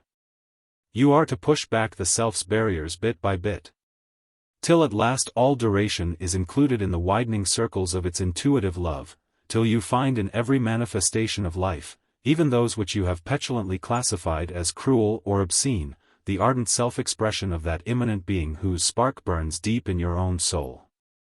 The Indian mystics speak perpetually of the visible universe as the Lila or sport of God, the infinite deliberately expressing himself in finite form, the musical manifestation of his creative joy. All gracious and all courteous souls, they think, will gladly join his play. Considering rather the wonder and achievement of the whole, its vivid movement, its strange and terrible evocations of beauty from torment, nobility from conflict and death, its mingled splendor of sacrifice and triumph, than their personal conquests, disappointments, and fatigues. In the first form of contemplation you are to realize the movement of this game, in which you have played so long a languid and involuntary part, and find your own place in it. It is flowing, growing, changing, making perpetual unexpected patterns within the evolving melody of the divine thought. In all things it is incomplete, unstable, and so are you. Your fellow men, enduring on the battlefield, living and breeding in the slum, adventurous and studious, sensuous and pure, more, your great comrades, the hills, the trees, the rivers, the darting birds, the scuttering insects, the little soft populations of the grass, all these are playing with you. They move one to another in delicate responsive measures, now violent, now gentle, now in conflict, now in peace. Yet ever weaving the pattern of a ritual dance, and obedient to the music of that invisible Courageous whom Boehme and Plotinus knew. What is that great wind which blows without, in continuous and ineffable harmonies? Part of you, practical man. There is but one music in the world, and to it you contribute perpetually, whether you will or no, your one little ditty of no tone. Mad with joy, life and death dance to the rhythm of this music. The hills and the sea and the earth dance. The world of man dances in laughter and tears. It seems a pity to remain in ignorance of this, to keep as it were a plate-glass window between yourself and your fellow dancers, all those other thoughts of God, perpetually becoming, changing and growing beside you, and commit yourself to the unsocial attitude of the cat that walks by itself. Begin therefore at once. Gather yourself up, as the exercises of recollection have taught you to do. Then, with attention no longer frittered amongst the petty accidents and interests of your personal life, but poised, tense, ready for the work you shall demand of it, stretch out by a distinct act of loving will towards one of the myriad manifestations of life that surround you, and which, in an ordinary way, you hardly notice unless you happen to need them. Pour yourself out towards it, do not draw its image towards you. Deliberate, more, impassioned, attentiveness, an attentiveness which soon transcends all consciousness of yourself, as separate from and attending to the thing seen, this is the condition of success. As to the object of contemplation, it matters little.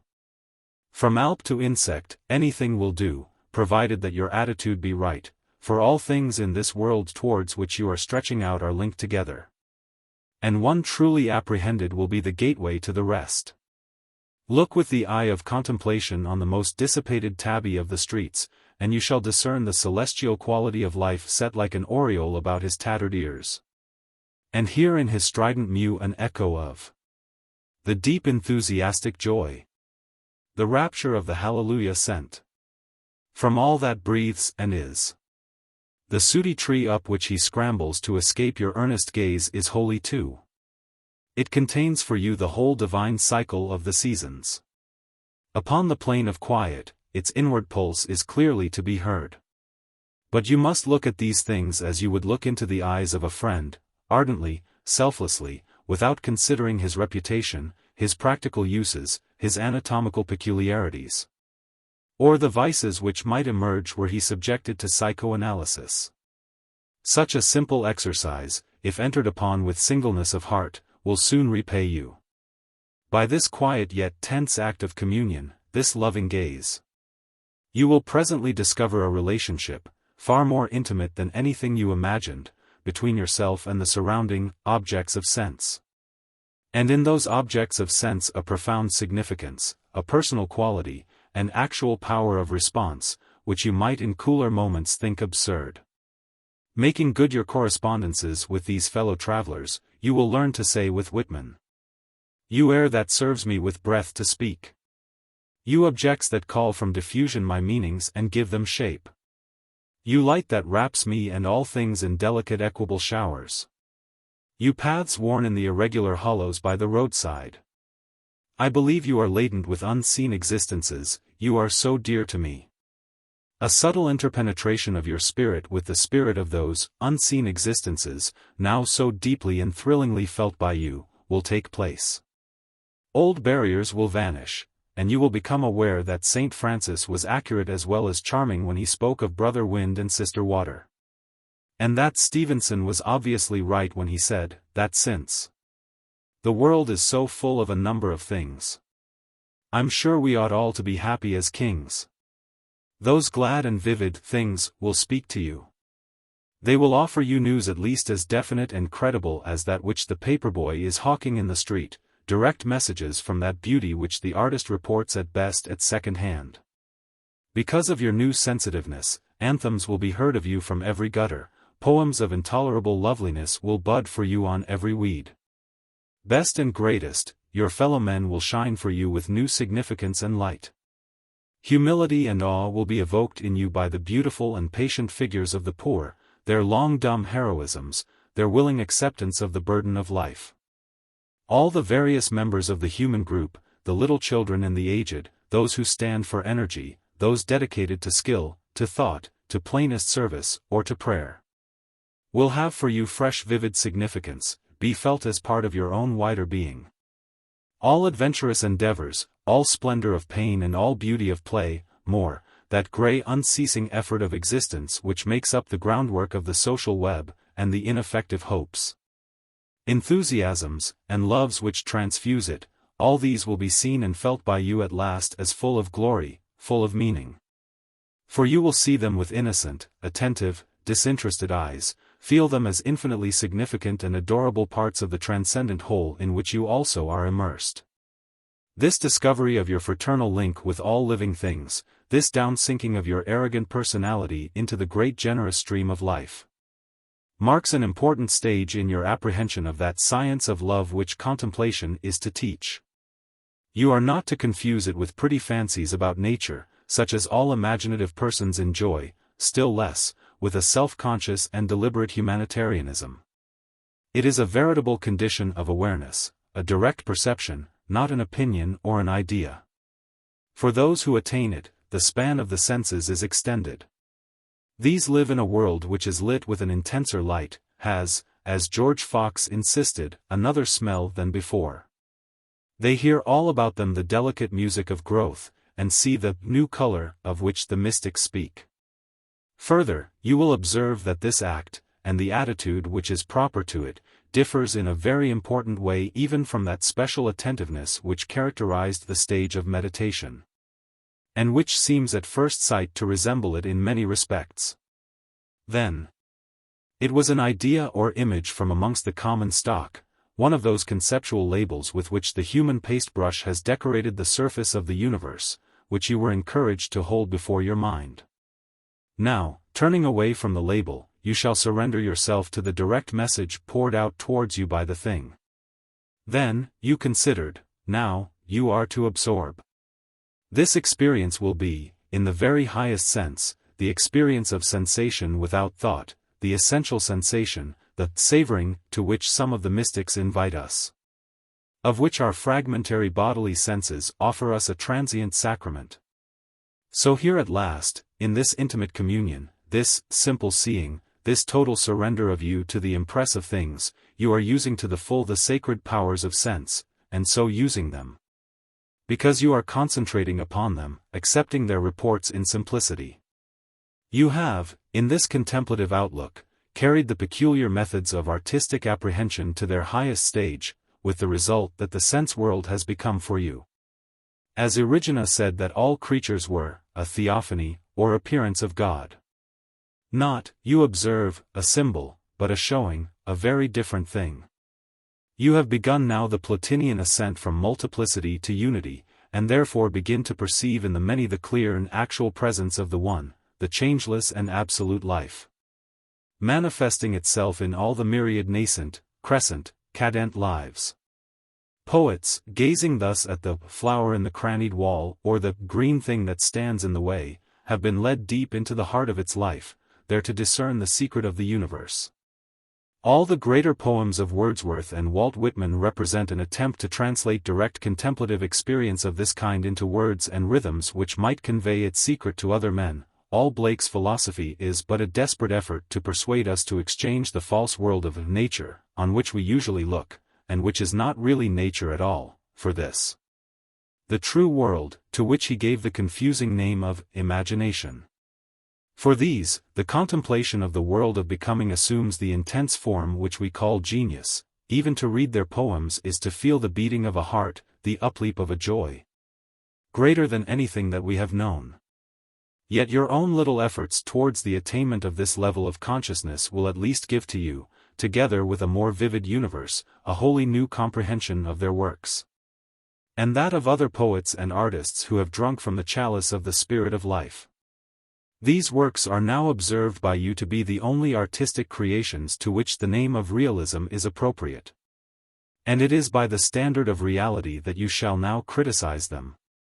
Recognizing in utterances which you once dismissed as rhetoric the desperate efforts of the clear-sighted towards the exact description of things veritably seen in that simplified state of consciousness which Blake called imagination uncorrupt. It was from those purified and heightened levels of perception to which the first form of contemplation inducts the soul, that Julian of Norwich, gazing upon a little thing, the quantity of an hazelnut, found in it the epitome of all that was made. For therein she perceived the royal character of life. So small and helpless in its mightiest forms, so august even in its meanest, that life in its wholeness was then realized by her as the direct outbirth of, and the meek dependent upon, the energy of divine love. She felt at once the fugitive character of its apparent existence, the perdurable reality within which it was held. I marveled, she said, how it might last, for methought it might suddenly have fallen to naught for littleness. And I was answered in my understanding, it lasteth, and ever shall, for that God loveth it. And so all thing hath the being by the love of God. To this same apprehension of reality, this linking up of each finite expression with its origin, this search for the inner significance of every fragment of life.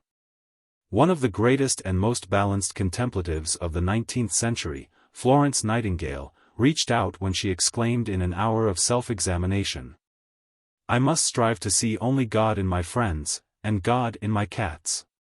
Yet it is not the self-tormenting strife of introspective and self-conscious aspiration, but rather an unrelaxed, diligent intention, a steady acquiescence. A simple and loyal surrender to the great currents of life, a holding on to results achieved in your best moments, that shall do it for you, a surrender not limp but deliberate. A trustful self-donation, living faith. A pleasing stirring of love, says the cloud of unknowing, not a desperate anxious struggle for more light. True contemplation can only thrive when defended from two opposite exaggerations, quietism on the one hand, and spiritual fuss upon the other. Neither from passivity nor from anxiety has it anything to gain. Though the way may be long, the material of your mind intractable, to the eager lover of reality ultimate success is assured. The strong tide of transcendent life will inevitably invade, clarify, uplift the consciousness which is open to receive it. A movement from without, subtle yet actual, answering each willed movement from within. Your opening and his entering, says Eckhart, are but one moment. When, therefore, you put aside your preconceived ideas, your self-centered scale of values, and let intuition have its way with you, you open up by this act new levels of the world. Such an opening up is the most practical of all activities. For then and then only will your diurnal existence, and the natural scene in which that existence is set, begin to give up to you its richness and meaning. Its paradoxes and inequalities will be disclosed as true constituents of its beauty, an inconceivable splendor will be shaken out from its dingiest folds. Then, and only then, escaping the single vision of the selfish, you will begin to guess all that your senses were meant to be. I swear the earth shall surely be complete to him or her who shall be complete. The earth remains jagged and broken only to him or her who remains jagged and broken. Chapter 8. The second form of contemplation. And here, says Rusbroek of the self which has reached this point, there begins a hunger and a thirst which shall never more be stilled. In the first form of contemplation that self has been striving to know better its own natural plane of existence. It has stretched out the feelers of its intuitive love into the general stream of duration of which it is a part. Breaking down the fences of personality, merging itself in a larger consciousness, it has learned to know the world of becoming from within, as a citizen, a member of the great society of life. Not merely as a spectator. But the more deeply and completely you become immersed in and aware of this life, the greater the extension of your consciousness. The more insistently will rumors and intimations of a higher plane of experience, a closer unity and more complete synthesis, begin to besiege you. You feel that hitherto you've received the messages of life in a series of disconnected words and notes, from which your mind constructed as best it could certain coherent sentences and tunes, laws, classifications, relations, and the rest. But now you reach out towards the ultimate sentence and melody, which exist independently of your own constructive efforts. And realize that the words and notes which so often puzzled you by displaying an intensity that exceeded the demands of your little world, only have beauty and meaning just because and in so far as you discern them to be the partial expressions of a greater whole which is still beyond your reach. You have long been like a child tearing up the petals of flowers in order to make a mosaic on the garden path, and the results of this murderous diligence you mistook for a knowledge of the world. When the bits fitted with unusual exactitude, you called it science. Now at last you have perceived the greater truth and loveliness of the living plant from which you broke them, have, in fact, entered into direct communion with it, united with its reality. But this very recognition of the living growing plant does and must entail for you a consciousness of deeper realities, which, as yet, you have not touched, of the intangible things and forces which feed and support it. Of the whole universe that touches you through its life. A mere cataloguing of all the plants, though this were far better than your old game of indexing your own poor photographs of them, will never give you access to the unity, the fact, whatever it may be, which manifests itself through them. To suppose that it can do so is the cardinal error of the nature mystic, an error parallel with that of the psychologist who looks for the soul in psychic states.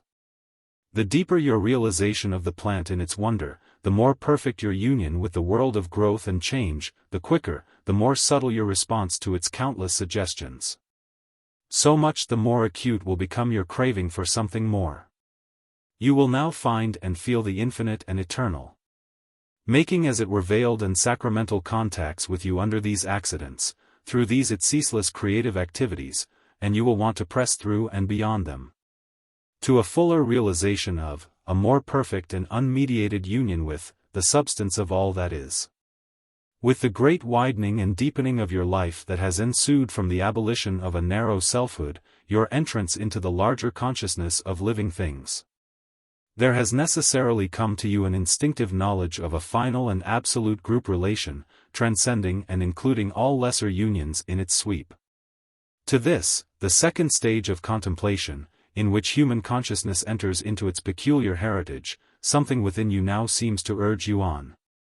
If you obey this inward push, pressing forward with the sharp dart of your longing love, forcing the point of your willful attention further and further into the web of things, such an ever-deepening realization, such an extension of your conscious life, will indeed become possible to you. Nothing but your own apathy, your feeble and limited desire, limits this realization.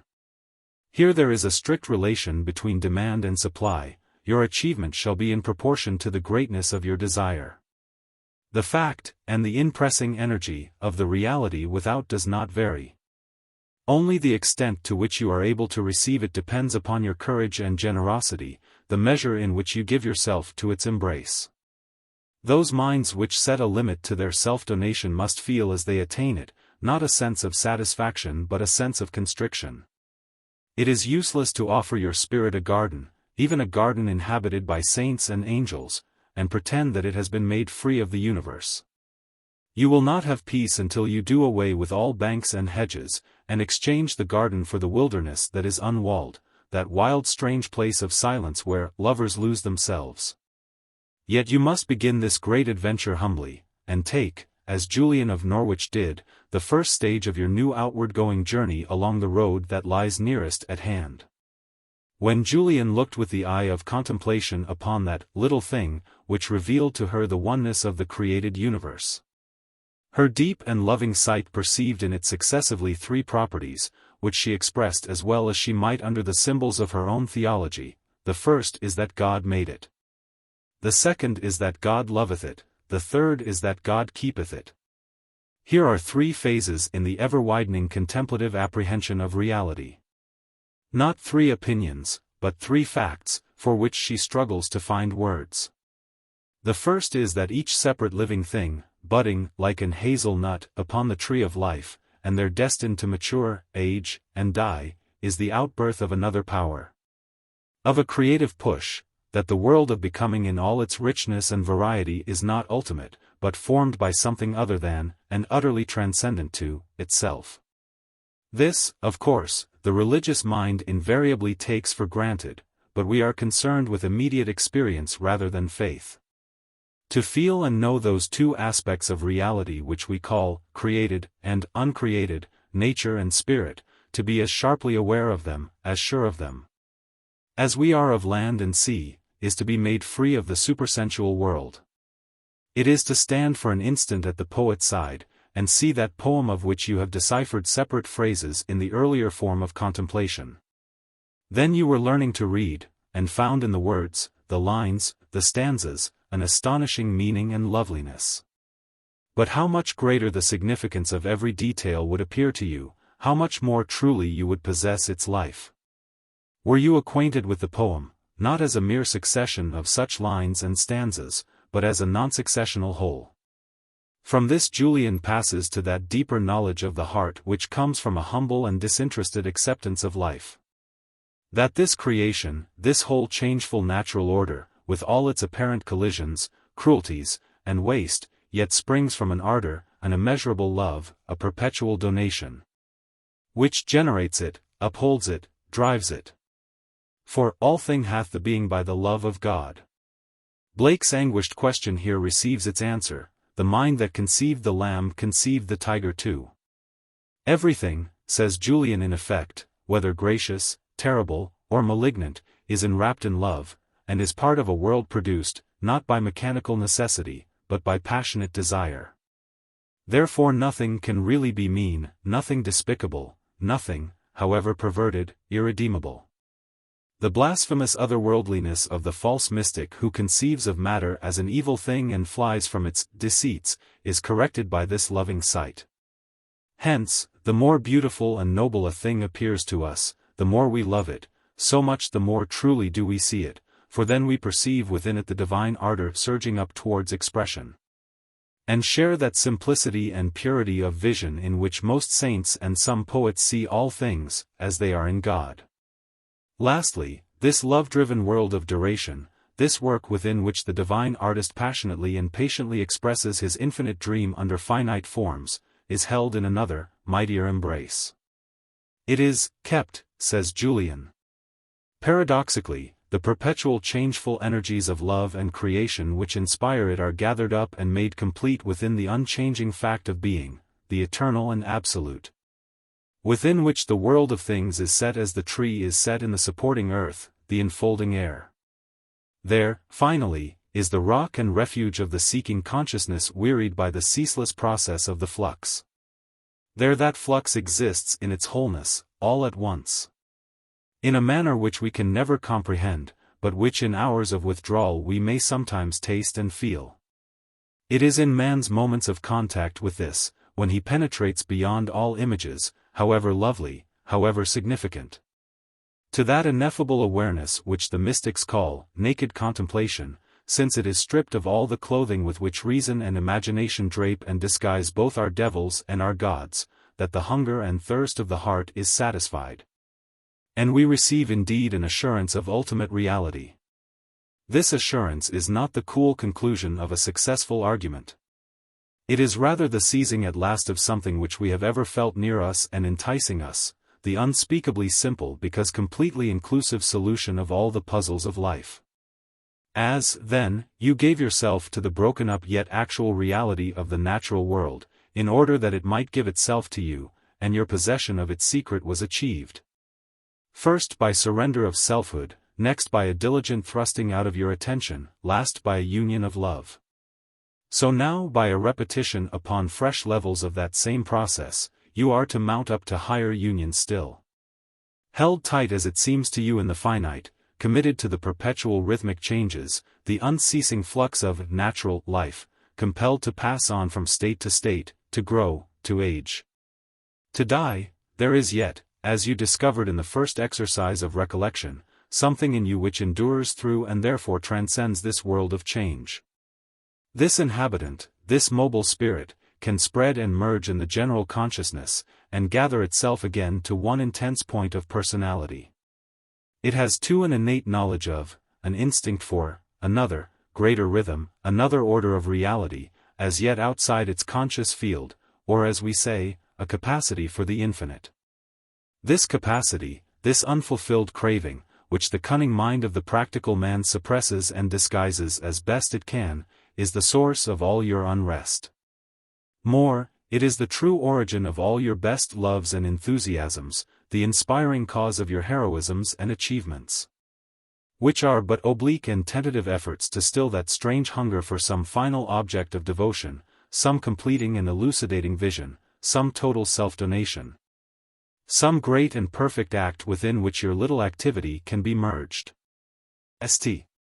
Thomas Aquinas says, that a man is only withheld from this desired vision of the divine essence, this discovery of the pure act, which indeed is everywhere pressing in on him and supporting him, by the apparent necessity which he is under of turning to bodily images, of breaking up his continuous and living intuition into conceptual scraps. In other words, because he cannot live the life of sensation without thought. But it is not the man, it is merely his mental machinery which is under this necessity. This it is which translates, analyses, incorporates in finite images the boundless perceptions of the spirit, passing through its prism the white light of reality, and shattering it to a succession of colored rays. Therefore the man who would know the divine secret must unshackle himself more thoroughly than ever before from the tyranny of the image-making power. As it is not by the methods of the laboratory that we learn to know life, so it is not by the methods of the intellect that we learn to know God.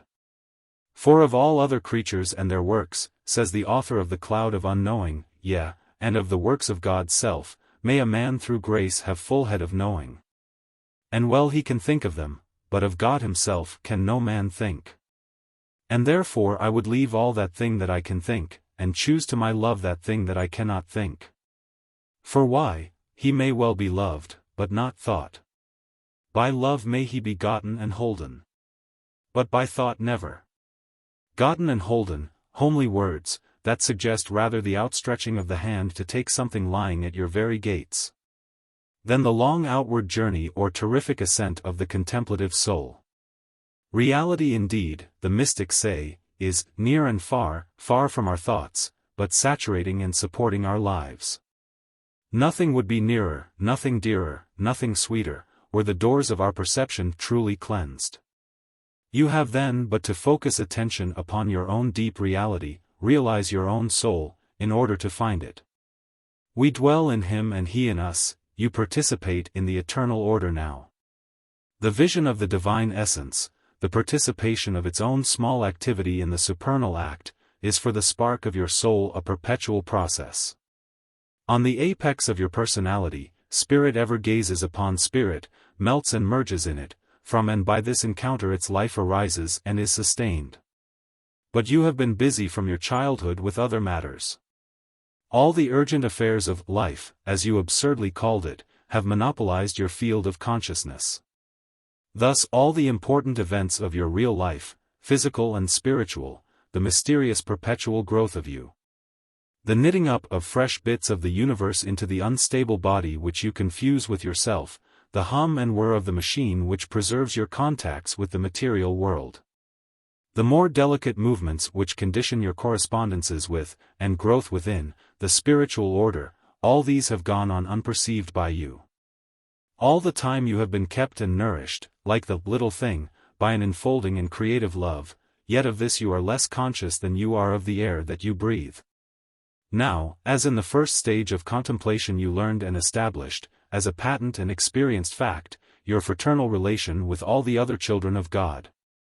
Entering into the rhythm of their existence, participating in their stress and their joy.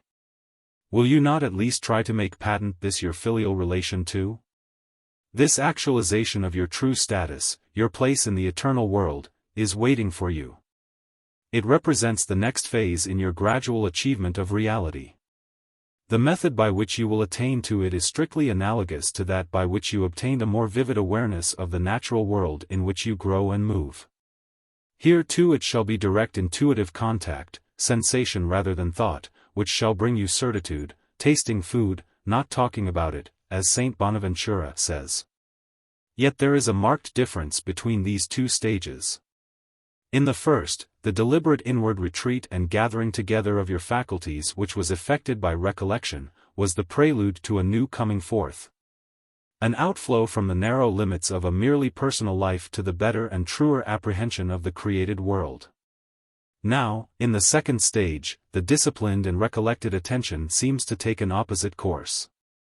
It is directed towards a plane of existence with which your bodily senses have no attachments, which is not merely misrepresented by your ordinary concepts, but cannot be represented by them at all. It must therefore sink inwards towards its own center, away from all that can be thought or felt, as the mystics say, away from every image, every notion, every thing. Towards that strange condition of obscurity which St. John of the Cross calls the night of sense. Do this steadily, checking each vagrant instinct, each insistent thought, however spiritual it may seem. Pressing ever more deeply inwards towards that ground, that simple and undifferentiated being from which your diverse faculties emerge. Presently you will find yourself, emptied and freed, in a place stripped bare of all the machinery of thought. And achieve the condition of simplicity which those same specialists call nakedness of spirit or wayless love. And which they declare to be above all human images and ideas, a state of consciousness in which all the workings of the reason fail. Then you will observe that you have entered into an intense and vivid silence, a silence which exists in itself, through and in spite of the ceaseless noises of your normal world. Within this world of silence you seem as it were to lose yourself, to ebb and to flow, to wander and be lost in the imageless ground, says Rusbroek. Struggling to describe the sensations of the self in this, its first initiation into the wayless world, beyond image, where all is, yet in no wise. Yet in spite of the darkness that enfolds you, the cloud of unknowing into which you have plunged, you are sure that it is well to be here. A peculiar certitude which you cannot analyze, a strange satisfaction and peace, is distilled into you. You begin to understand what the psalmist meant, when he said, "Be still, and know." You are lost in a wilderness, a solitude, a dim strange state of which you can say nothing, since it offers no material to your image-making mind. But this wilderness, from one point of view so bare and desolate, from another is yet strangely homely. In it, all your sorrowful questionings are answered without utterance. It is the all, and you are within it and part of it, and know that it is good.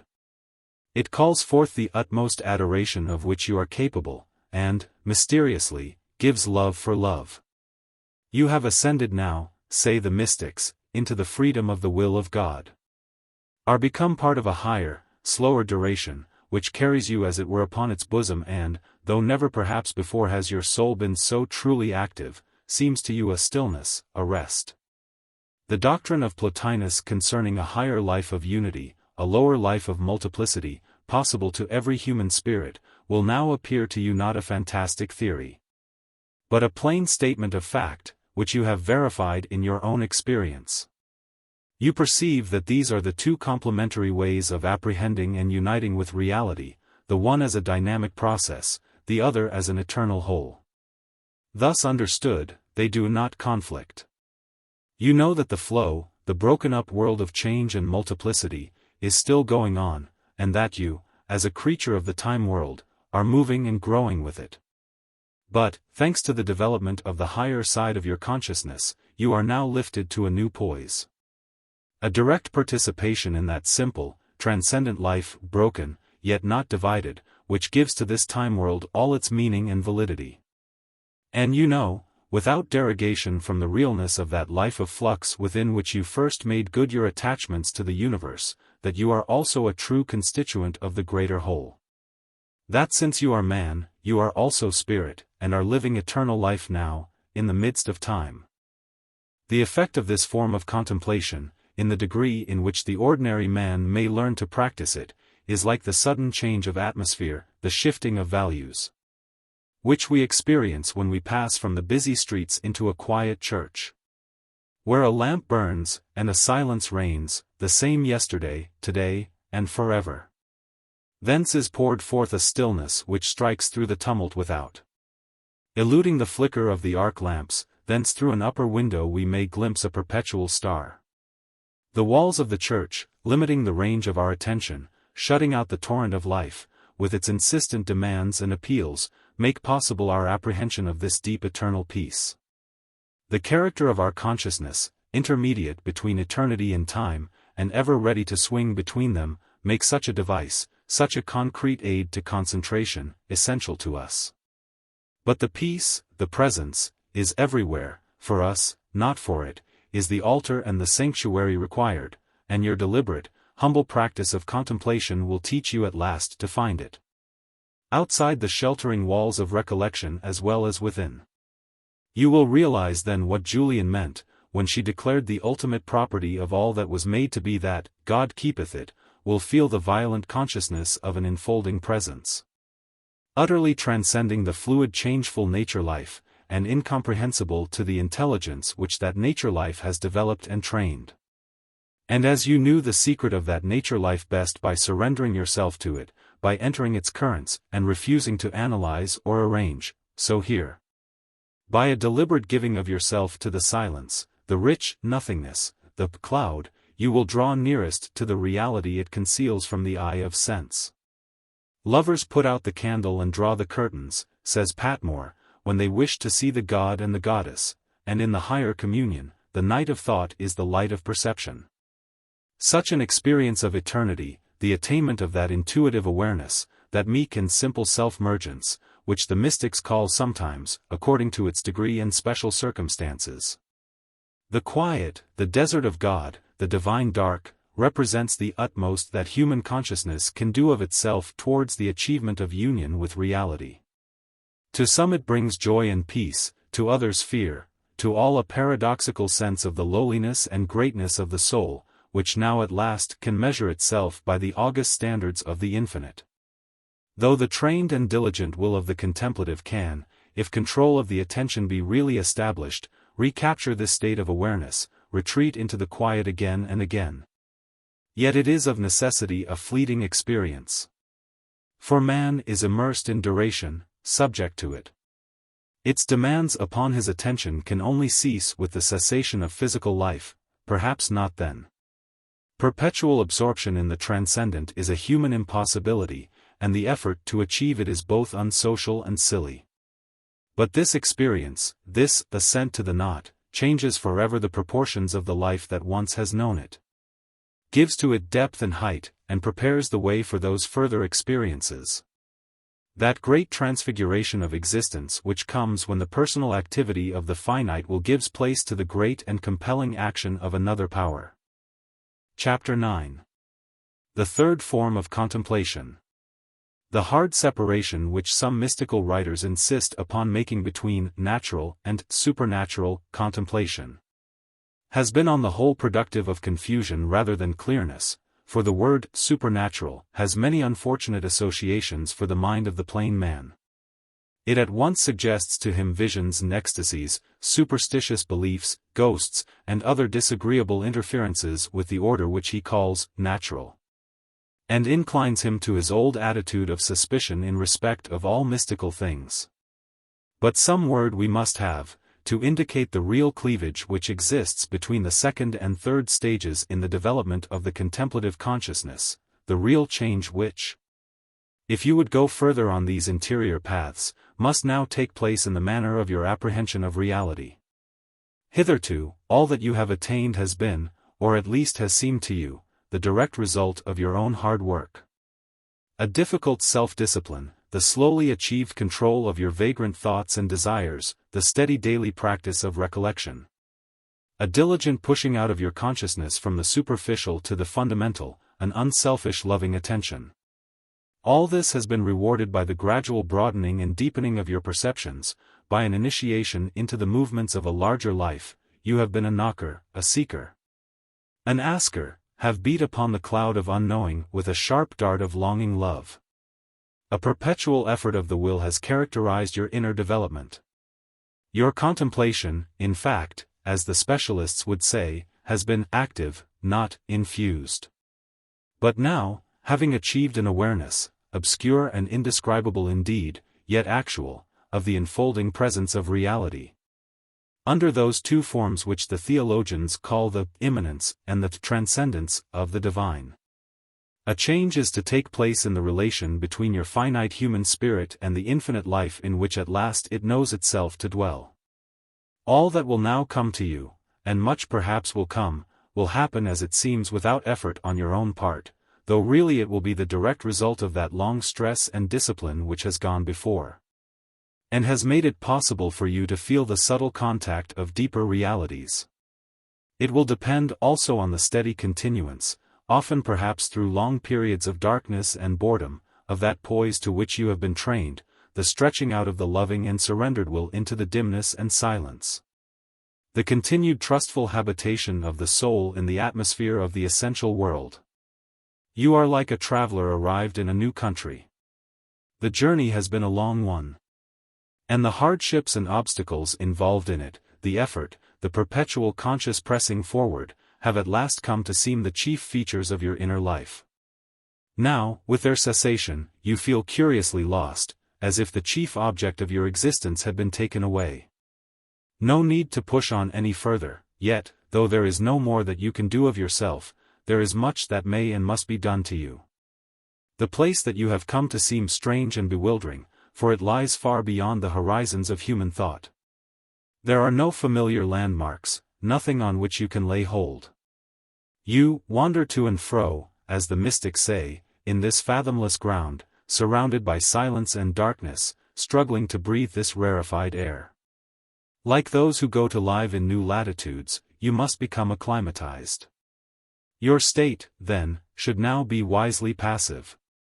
In order that the great influences which surround you may take and adjust your spirit, that the unaccustomed light, which now seems to you a darkness, may clarify your eyes, and that you may be transformed from a visitor into an inhabitant of that supernal country which est Augustine described as no mere vision, but a home.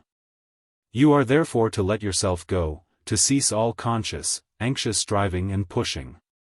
Finding yourself in this place of darkness and quietude, this night of the Spirit, as St. John of the Cross has called it, you are to dwell there meekly. Asking nothing, seeking nothing, but with your doors flung wide open towards God. And as you do thus, there will come to you an ever clearer certitude that this darkness unveils the goal for which you have been seeking from the first. The final reality with which you are destined to unite, the perfect satisfaction of your most ardent and most sacred desires. It is there, but you cannot by your efforts reach it. This realization of your own complete impotence, of the resistance which the Transcendent, long sought and faithfully served, now seems to offer to your busy outgoing will and love, your ardor. Your deliberate self-donation is at once the most painful and most essential phase in the training of the human soul. It brings you into that state of passive suffering which is to complete the decentralization of your character, test the purity of your love, and perfect your education in humility. Here, you must oppose more thoroughly than ever before the instincts and suggestions of your separate, clever, energetic self, which, hating silence and dimness, is always trying to take the methods of Martha into the domain of Mary, and seldom discriminates between passivity and sloth.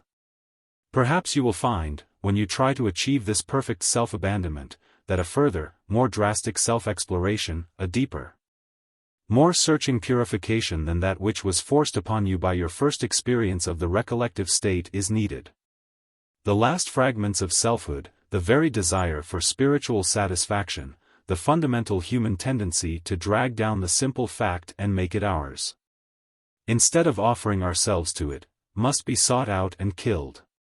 In this deep contemplation, this profound quiet, your soul gradually becomes conscious of a constriction, a dreadful narrowness of personality. Something still existing in itself, still tending to draw inwards to its own center, and keeping it from that absolute surrender which is the only way to peace. An attitude of perfect generosity, complete submission. Willing acquiescence in anything that may happen, even in failure and death, is here your only hope, for union with reality can only be a union of love. A glad and humble self-mergence in the universal life. You must, so far as you are able, give yourself up to, die into, melt into the whole, abandon all efforts to lay hold of it. More, you must be willing that it should lay hold of you. A pure bear going forth, says Toller, trying to describe the sensations of the self at this moment. None, says Rusbroek, putting this same experience, this meek outstreaming of the bewildered spirit, into other language, is sure of eternal life, unless he has died with his own attributes wholly into God.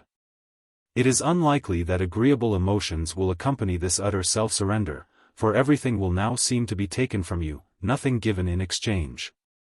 But if you are able to make it, a mighty transformation will result. From the transitional plane of darkness, you will be reborn into another world, another stage of realization, and find yourself, literally, to be other than you were before. Ascetic writers tell us that the essence of the change now effected consists in the fact that God's action takes the place of man's activity, that the surrendered self does not act, but receives. By this they mean to describe, as well as our concrete language will permit, the new and vivid consciousness which now invades the contemplative.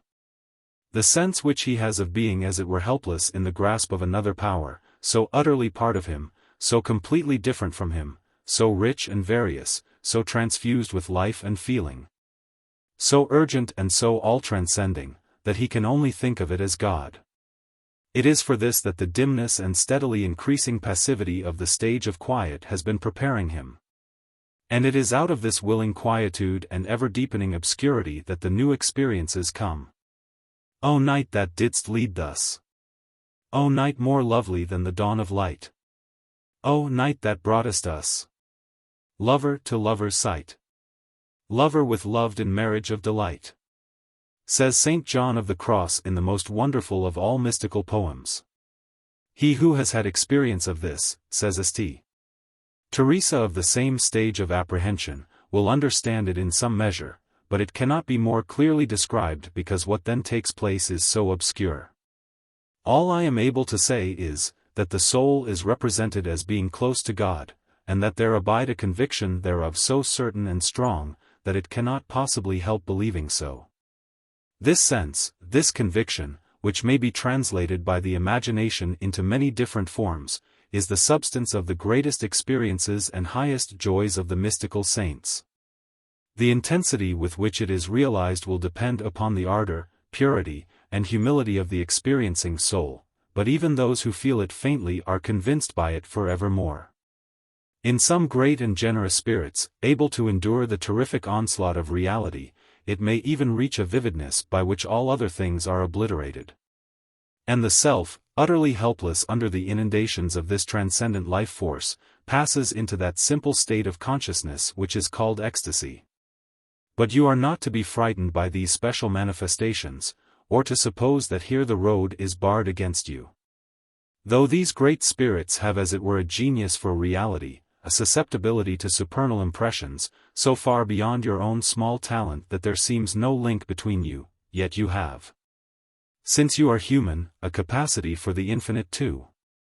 With less intensity, less splendor, but with a certitude which no arguments will ever shake, this sense of the living fact, and of its mysterious contacts with and invasions of the human spirit, may assuredly be realized by you. This realization, sometimes felt under the symbols of personality, sometimes under those of an impersonal but life-giving force, light, energy, or heat, is the ruling character of the third phase of contemplation. And the reward of that meek passivity, that busy idleness, as the mystics sometimes call it, which you have been striving to attain. Sooner or later, if you are patient, it will come to you through the darkness, a mysterious contact. A clear certitude of intercourse and of possession, perhaps so gradual in its approach that the change from the ever-deepening stillness and peace of the second phase, is hardly felt by you. Perhaps, if your nature be ardent and unstable, with a sudden shattering violence, in a storm of love. In either case, the advent of this experience is incalculable, and completely outside your own control. So far, to use St. Teresa's well-known image, you have been watering the garden of your spirit by hand, a poor and laborious method, yet one in which there is a definite relation between effort and result. But now the watering can is taken from you, and you must depend upon the rain, more generous, more fruitful, than anything which your own efforts could manage, but, in its incalculable visitations, utterly beyond your control. Here all one can say is this, that if you acquiesce in the heroic demands which the spiritual life now makes upon you, if you let yourself go, eradicate the last traces of self-interest even of the most spiritual kind, then, you have established conditions under which the forces of the spiritual world can work on you, heightening your susceptibilities, deepening and purifying your attention, so that you are able to taste and feel more and more of the inexhaustible riches of reality. Thus dying to your own will, waiting for what is given, infused. You will presently find that a change in your apprehension has indeed taken place, and that those who said self-loss was the only way to realization taught no pious fiction but the truth. The highest contemplative experience to which you have yet attained has seemed above all else a still awareness. The cessation of your own striving, a resting upon and within the absolute world, these were its main characteristics for your consciousness. But now, this ocean of being is no longer felt by you as an emptiness, a solitude without bourne. Suddenly you know it to be instinct with a movement and life too great for you to apprehend. You are thrilled by a mighty energy, uncontrolled by you, unsolicited by you, its higher vitality is poured into your soul. You enter upon an experience for which all the terms of power, thought, motion, even of love, are inadequate, yet which contains within itself the only complete expression of all these things. Your strength is now literally made perfect in weakness. Because of the completeness of your dependence, a fresh life is infused into you, such as your old separate existence never knew. Moreover, to that diffused and impersonal sense of the infinite, in which you have dipped yourself, and which swallows up and completes all the ideas your mind has ever built up with the help of the categories of time and space, is now added the consciousness of a living fact which includes, transcends, completes all that you mean by the categories of personality and of life. Those ineffective, half-conscious attempts towards free action, clear apprehension, true union, which we dignify by the names of will, thought, and love are now seen matched by an absolute will, thought, and love, instantly recognized by the contemplating spirit as the highest reality it yet has known, and evoking in it a passionate and a humble joy. This unmistakable experience has been achieved by the mystics of every religion, and when we read their statements, we know that all are speaking of the same thing. None who have had it have ever been able to doubt its validity. It has always become for them the central fact, by which all other realities must be tested and graduated. It has brought to them the deep consciousness of sources of abundant life now made accessible to man. Of the impact of a mighty energy, gentle, passionate, self-giving, creative, which they can only call absolute love. Sometimes they feel this strange life moving and stirring within them. Sometimes it seems to pursue, entice, and besiege them. In every case, they are the passive objects upon which it works. It is now another power which seeks the separated spirit and demands it. Which knocks at the closed door of the narrow personality, which penetrates the contemplative consciousness through and through, speaking, stirring, compelling it. Which sometimes, by its secret irresistible pressure, wins even the most recalcitrant in spite of themselves. Sometimes this power is felt as an impersonal force, the unifying cosmic energy, the indrawing love which gathers all things into one. Sometimes as a sudden access of vitality, a light and heat, enfolding and penetrating the self and making its languid life more vivid and more real. Sometimes as a personal and friendly presence which counsels and entreats the soul. In each case, the mystics insist again that this is God. That here under these diverse manners the soul has immediate intercourse with him. But we must remember that when they make this declaration, they are speaking from a plane of consciousness far above the ideas and images of popular religion. And from a place which is beyond the judiciously adjusted horizon of philosophy. They mean by this word, not a notion, however august, but an experienced fact so vivid, that against it the so-called facts of daily life look shadowy and insecure. They say that this fact is immanent, dwelling in, transfusing, and discoverable through every aspect of the universe, every movement of the game of life, as you have found in the first stage of contemplation. There you may hear its melody and discern its form. And further, that it is transcendent. In essence exceeding and including the sum of those glimpses and contacts which we obtain by self-mergence in life. And in its simplest manifestations above and beyond anything to which reason can attain, the nameless being, of whom naught can be said. This you discovered to be true in the second stage. But in addition to this, they say also, that this all-pervasive, all-changing, and yet changeless one, whose melody is heard in all movement, and within whose being the worlds are being told like beads, calls the human spirit to an immediate intercourse, a unity, a fruition, a divine give and take. For which the contradictory symbols of feeding, of touching, of marriage, of immersion, are all too poor. And which evokes in the fully conscious soul a passionate and a humble love. He devours us and he feeds us, exclaims Rusbroek. Here, says St. Thomas Aquinas, the soul in a wonderful and unspeakable manner both seizes and is seized upon, devours and is herself devoured. Embraces and is violently embraced, and by the knot of love she unites herself with God, and is with him as the alone with the alone. The marvelous love poetry of mysticism, the rhapsodies which extol the spirit's lover, friend, companion, bridegroom. Which describe the deliberate speed, majestic instancy, of the hound of heaven chasing the separated soul, the onslaughts, demands, and caresses of this stormy, generous, and unfathomable love, all this is an attempt, often of course oblique and symbolic in method, to express and impart this transcendent secret. to describe that intense yet elusive state in which alone union with the living heart of reality is possible. How delicately thou teachest love to me, cries St. John of the Cross. And here indeed we find all the ardors of all earthly lovers justified by an imperishable objective, which reveals itself in all things that we truly love. And beyond all these things both seeks us and compels us, giving more than we can take and asking more than we can pay.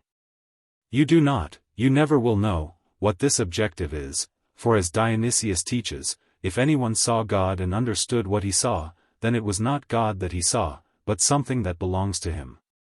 But you do know now that it exists, with an intensity which makes all other existences unreal, save in so far as they participate in this one fact. Some contemplate the formless, and others meditate on form, but the wise man knows that Brahma is beyond both.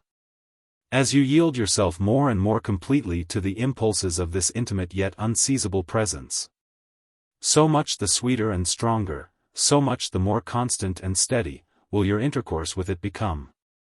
The imperfect music of your adoration will be answered and reinforced by another music, gentle, deep, and strange. Your outgoing movement, the stretching forth of your desire from yourself to something other, will be answered by a movement, a stirring, within you yet not conditioned by you. The wonder and variety of this intercourse is never-ending. It includes in its sweep every phase of human love and self-devotion, all beauty and all power, all suffering and effort, all gentleness and rapture, here found in synthesis. Going forth into the bareness and darkness of this unwalled world of high contemplation, you there find stored for you, and at last made real, all the highest values. All the dearest and noblest experiences of the world of growth and change. You see now what it is that you have been doing in the course of your mystical development. As your narrow heart stretched to a wider sympathy with life, you have been surrendering progressively to larger and larger existences. More and more complete realities, have been learning to know them, to share their very being, through the magic of disinterested love. First, the manifested, flowing, evolving life of multiplicity, felt by you in its wonder and wholeness, once you learned to yield yourself to its rhythms. Received in simplicity the undistorted messages of sense. Then, the actual unchanging ground of life, the eternal and unconditioned whole, transcending all succession, a world inaccessible alike to senses and intelligence, but felt, vaguely, darkly, yet intensely, by the quiet and surrendered consciousness. But now you are solicited, whether you will or no, by a greater reality, the final inclusive fact, the unmeasured love, which is through all things everlastingly, and yielding yourself to it. Receiving and responding to its obscure yet ardent communications, you pass beyond the cosmic experience to the personal encounter. The simple yet utterly inexpressible union of the soul with its God. And this threefold union with reality, as your attention is focused now on one aspect, now on another, of its rich simplicity, will be actualized by you in many different ways, for you are not to suppose that an unchanging barren ecstasy is now to characterize your inner life. Though the sense of your own dwelling within the eternal transfuses and illuminates it, the sense of your own necessary efforts, a perpetual renewal of contact with the spiritual world, a perpetual self-donation, shall animate it too. When the greater love overwhelms the lesser, and your small self-consciousness is lost in the consciousness of the whole, it will be felt as an intense stillness, a quiet fruition of reality. Then, your very selfhood seems to cease, as it does in all your moments of great passion, and you are satisfied and overflowing, and with him beyond yourself eternally fulfilled. Again, when your own necessary activity comes into the foreground, your small energetic love perpetually pressing to deeper and deeper realization, tasting through, and seeking through, the fathomless ground, of the infinite and eternal, it seems rather a perpetually renewed encounter than a final achievement. Since you are a child of time as well as of eternity, such effort and satisfaction, active and passive love are both needed by you. If your whole life is to be brought into union with the inconceivably rich yet simple one in whom these apparent opposites are harmonized. Therefore seeking and finding, work and rest, conflict and peace, feeding on God and self-immersion in God, spiritual marriage and spiritual death, these contradictory images are all wanted. If we are to represent the changing moods of the living, growing human spirit, the diverse aspects under which it realizes the simple fact of its intercourse with the divine. Each new stage achieved in the mystical development of the spirit has meant, not the leaving behind of the previous stages, but an adding on to them, an ever greater extension of experience and enrichment of personality.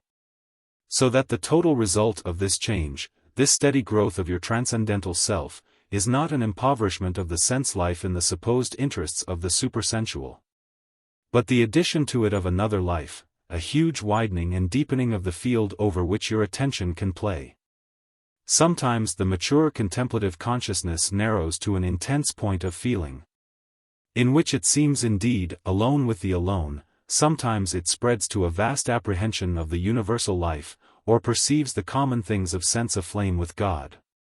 It moves easily and with no sense of incongruity from hours of close personal communion with its friend and lover to self-loss in the deep yet dazzling darkness of the divine abyss, or re-entering that living world of change which the first form of contemplation disclosed to it. Passes beyond those discrete manifestations of reality to realize the whole which dwells in and inspires every part. Thus ascending to the mysterious fruition of that reality which is beyond image, and descending again to the loving contemplation and service of all struggling growing things.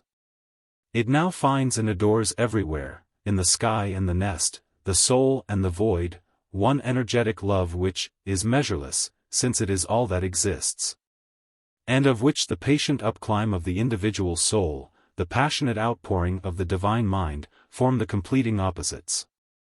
Chapter 10. The Mystical Life. And here the practical man, who has been strangely silent during the last stages of our discourse, shakes himself like a terrier which has achieved dry land again after a bath, and asks once more, with a certain explosive violence, his dear old question, what is the use of all this? You have introduced me, he says further, to some curious states of consciousness, interesting enough in their way, and to a lot of peculiar emotions, many of which are no doubt most valuable to poets and so on. But it is all so remote from daily life.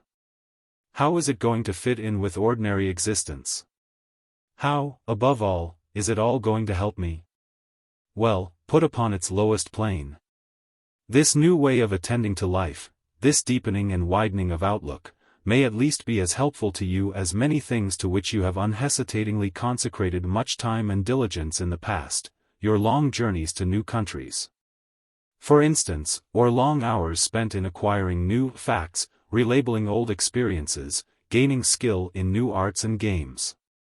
These, it is true, were quite worth the effort expended on them, for they gave you, in exchange for your labor and attention, a fresh view of certain fragmentary things, a new point of contact with the rich world of possibilities, a tiny enlargement of your universe in one direction or another.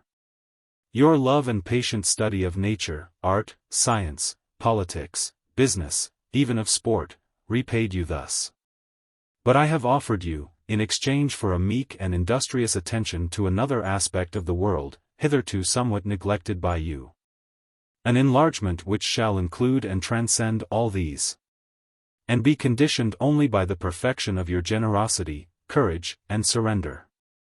Nor are you to suppose that this enlargement will be limited to certain new spiritual perceptions, which the art of contemplation has made possible for you, that it will merely draw the curtain from a window out of which you have never looked.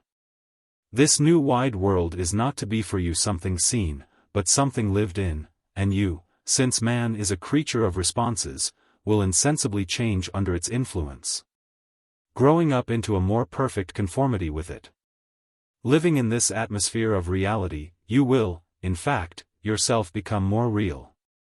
Hence, if you accept in a spirit of trust the suggestions which have been made to you, and I acknowledge that here at the beginning an attitude of faith is essential, and if you practice with diligence the arts which I have described, then, sooner or later, you will inevitably find yourself deeply and permanently changed by them, will perceive that you have become a new man. Not merely have you acquired new powers of perception and new ideas of reality, but a quiet and complete transformation, a strengthening and maturing of your personality has taken place. You are still, it is true, living the ordinary life of the body. You are immersed in the stream of duration, a part of the human, the social, the national group. The emotions, instincts, needs, of that group affect you. Your changing scrap of vitality contributes to its corporate life. And contributes the more effectively since a new, intuitive sympathy has now made its interests your own. Because of that corporate life, transfusing you, giving to you and taking from you, conditioning you as it does in countless oblique and unapparent ways, you are still compelled to react to many suggestions which you are no longer able to respect, controlled. To the last moment of your bodily existence and perhaps afterwards, by habit, custom, the good old average way of misunderstanding the world. To this extent, the crowd spirit has you in its grasp. Yet in spite of all this, you are now released from that crowd's tyrannically overwhelming consciousness as you never were before. You feel yourself now a separate vivid entity, a real, whole man, dependent on the whole, and gladly so dependent, yet within that whole a free self-governing thing. Perhaps you always fancied that your will was free, that you were actually, as you sometimes said, the captain of your soul. If so, this was merely one amongst the many illusions which supported your old, enslaved career. As a matter of fact, you were driven along a road, unaware of anything that lay beyond the hedges, pressed on every side by other members of the flock. Getting perhaps a certain satisfaction out of the deep warm stir of the collective life, but ignorant of your destination. And with your personal initiative limited to the snatching of grass as you went along, the pushing of your way to the softer side of the track. These operations made up together that which you called success. But now, because you have achieved a certain power of gathering yourself together, perceiving yourself as a person, a spirit, and observing your relation with these other individual lives, because too, hearing now and again the mysterious piping of the shepherd, you realize your own perpetual forward movement and that of the flock, in its relation to that living guide, you have a far deeper, truer knowledge than ever before both of the general and the individual existence. And so are able to handle life with a surer hand. Do not suppose from this that your new career is to be perpetually supported by agreeable spiritual contacts, or occupy itself in the mild contemplation of the great world through which you move. True, it is said of the shepherd that he carries the lambs in his bosom, but the sheep are expected to walk, and put up with the inequalities of the road, the bunts and blunders of the flock. It is to vigor rather than to comfort that you are called. Since the transcendental aspect of your being has been brought into focus, you are now raised out of the mere push forward, the blind passage through time of the flock, into a position of creative responsibility. You are aware of personal correspondences with the shepherd. You correspond, too, with a larger, deeper, broader world. The sky and the hedges, the wide lands through which you are moving, the corporate character and meaning of the group to which you belong, all these are now within the circle of your consciousness. And each little event, each separate demand or invitation which comes to you is now seen in a truer proportion, because you bring to it your awareness of the whole. Your journey ceases to be an automatic progress, and takes on some of the characters of a free act, for things are now under you, you are no longer under them. You will hardly deny that this is a practical gain, that this widening and deepening of the range over which your powers of perception work makes you more of a man than you were before. And thus adds to rather than subtracts from your total practical efficiency. It is indeed only when he reaches these levels, and feels within himself this creative freedom, this full actualization of himself, on the one hand, on the other hand the sense of a world order, a love and energy on which he depends and with whose interests he is now at one, that man becomes fully human, capable of living the real life of eternity in the midst of the world of time. And what, when you have come to it, do you suppose to be your own function in this vast twofold scheme?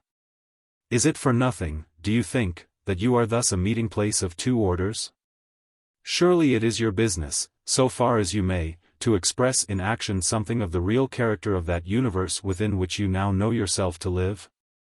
Artists, aware of a more vivid and more beautiful world than other men, are always driven by their love and enthusiasm to try and express, bring into direct manifestation, those deeper significances of form, sound, rhythm, which they have been able to apprehend, and, doing this, they taste deeper and deeper truths, make ever closer unions with the real. For them, the duty of creation is tightly bound up with the gift of love.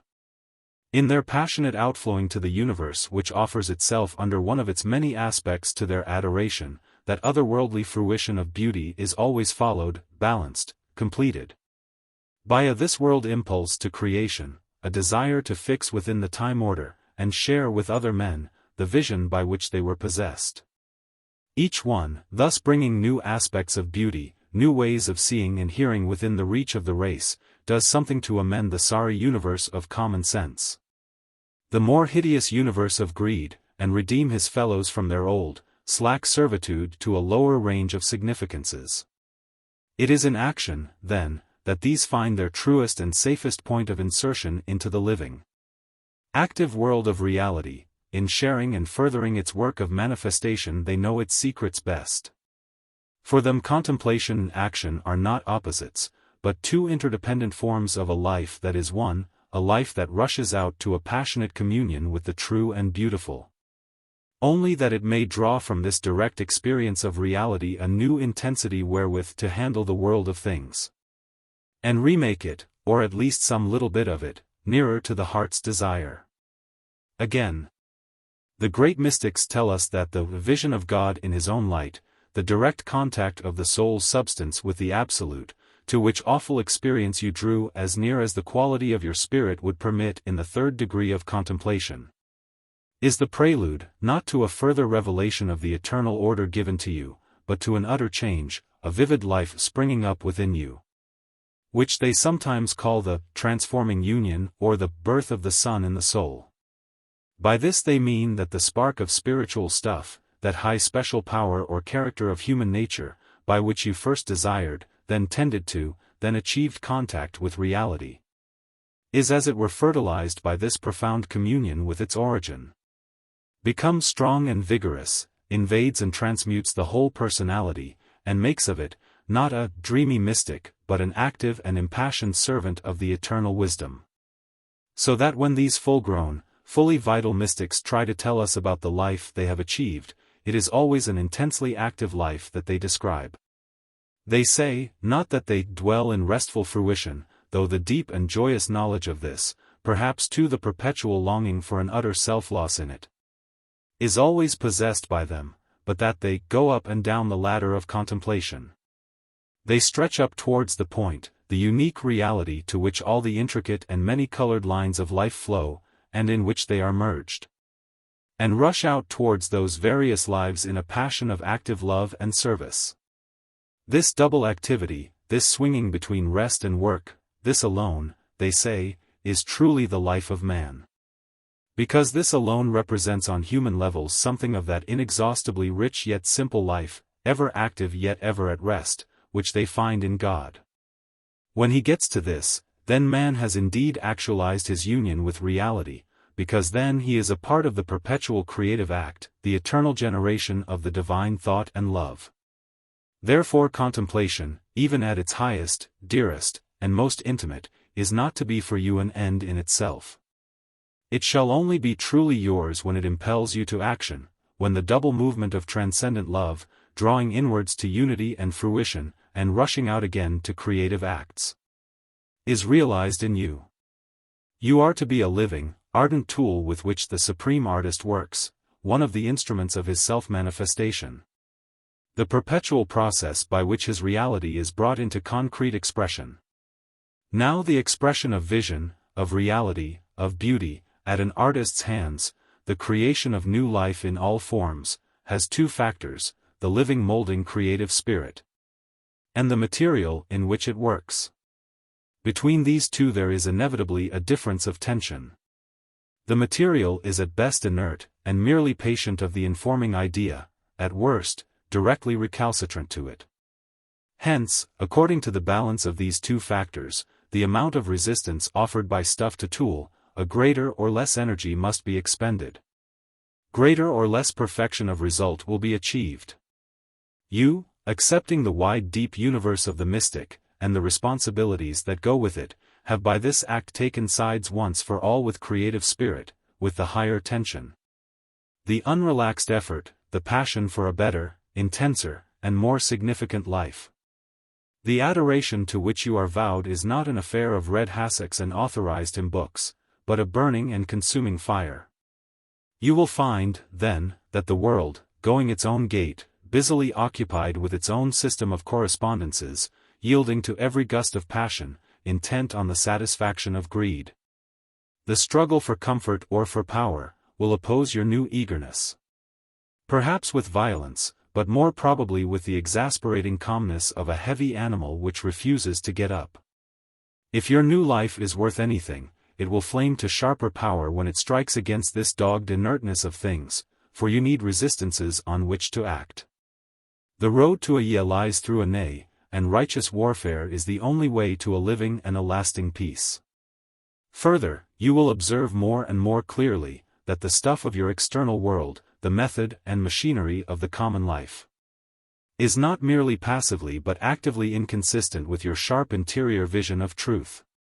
The heavy animal is diseased as well as indolent. All man's perverse ways of seeing his universe, all the perverse and hideous acts which have sprung from them, these have set up reactions, have produced deep disorders in the world of things. Man is free, and holds the keys of hell as well as the keys of heaven. Within the love-driven universe which you have learned to see as a whole, you will therefore find egotism, rebellion, meanness, brutality, squalor, the work of separated selves whose energies are set athwart the stream. But every aspect of life, however falsely imagined, can still be saved, turned to the purposes of reality, for all thing hath the being by the love of God. Its oppositions are no part of its realness, and therefore they can be overcome.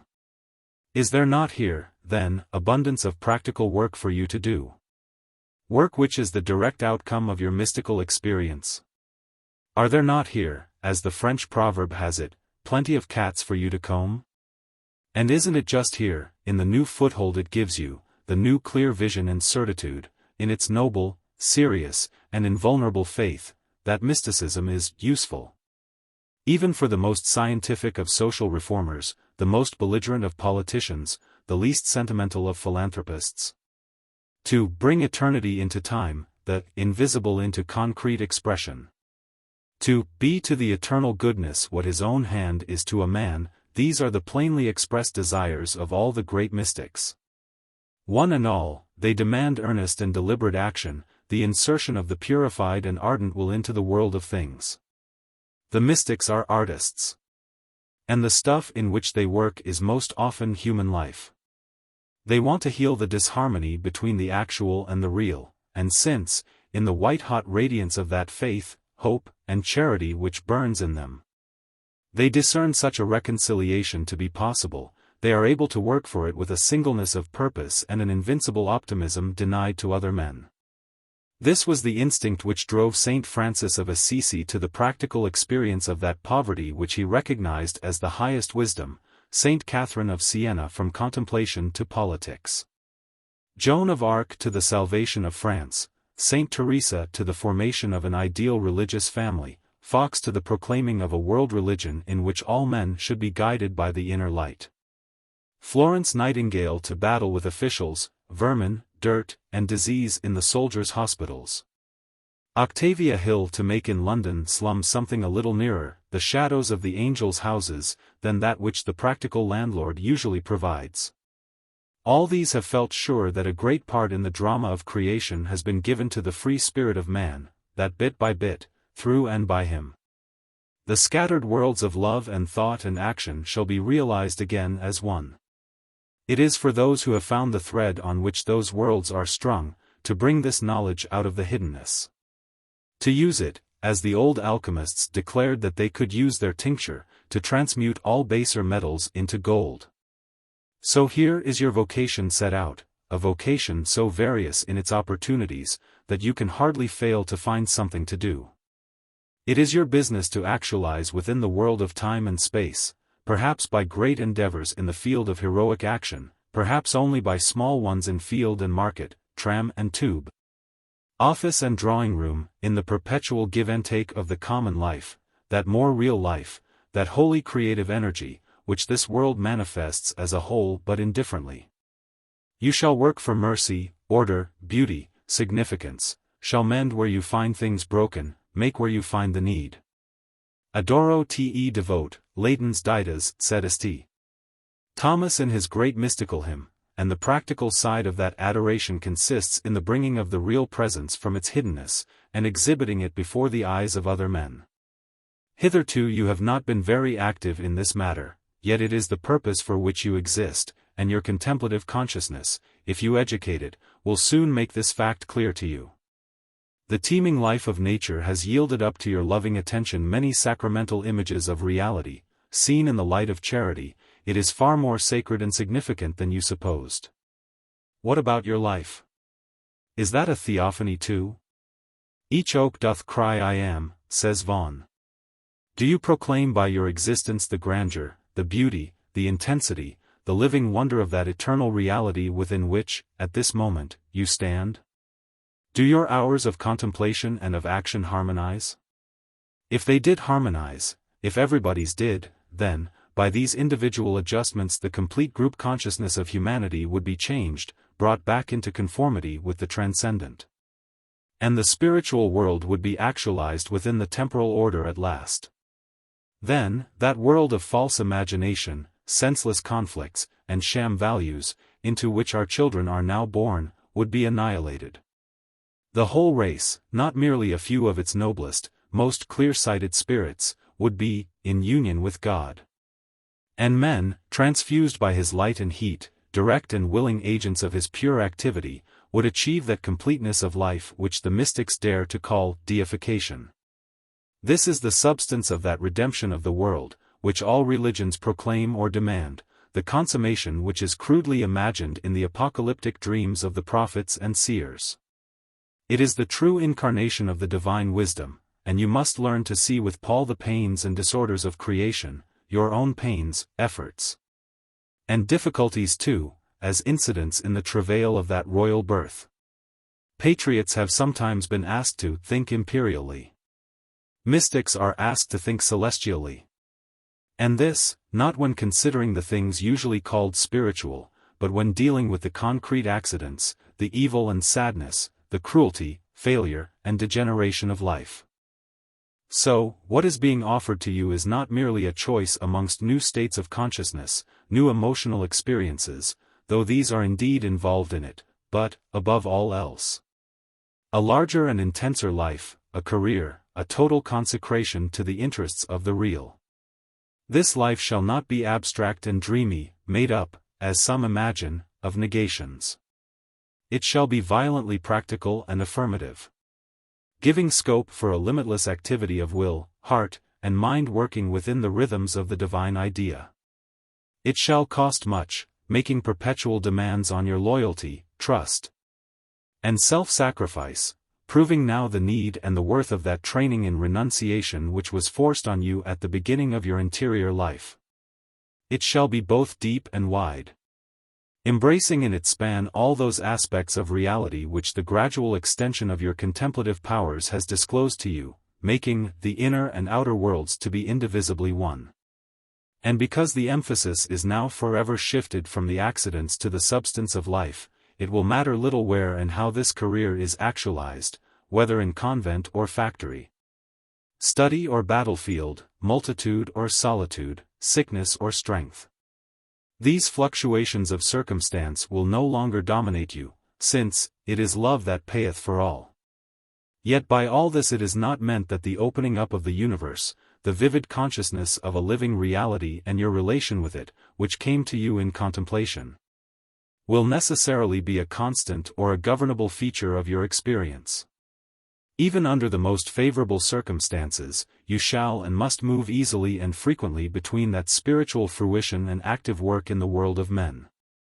Often enough it will slip from you utterly, often your most diligent effort will fail to recapture it, and only its fragrance will remain. The more intense those contacts have been, the more terrible will be your hunger and desolation when they are thus withdrawn, for increase of susceptibility means more pain as well as more pleasure. As every artist knows. But you will find in all that happens to you, all that opposes and grieves you, even in those inevitable hours of darkness when the doors of true perception seem to close. And the cruel tangles of the world are all that you can discern, an inward sense of security which will never cease. All the waves that buffet you about, shaking sometimes the strongest faith and hope, are yet parts and aspects of one ocean. Did they wreck you utterly, that ocean would receive you. And there you would find, overwhelming and transfusing you, the unfathomable substance of all life and joy. Whether you realize it in its personal or impersonal manifestation, the universe is now friendly to you. And as he is a suspicious and unworthy lover who asks every day for renewed demonstrations of love, so you do not demand from it perpetual reassurances. It is enough, that once it showed you its heart. A link of love now binds you to it forevermore, in spite of derelictions, in spite of darkness and suffering, your will is harmonized with the will that informs the whole. We said, at the beginning of this discussion, that mysticism was the art of union with reality, that it was, above all else, a science of love.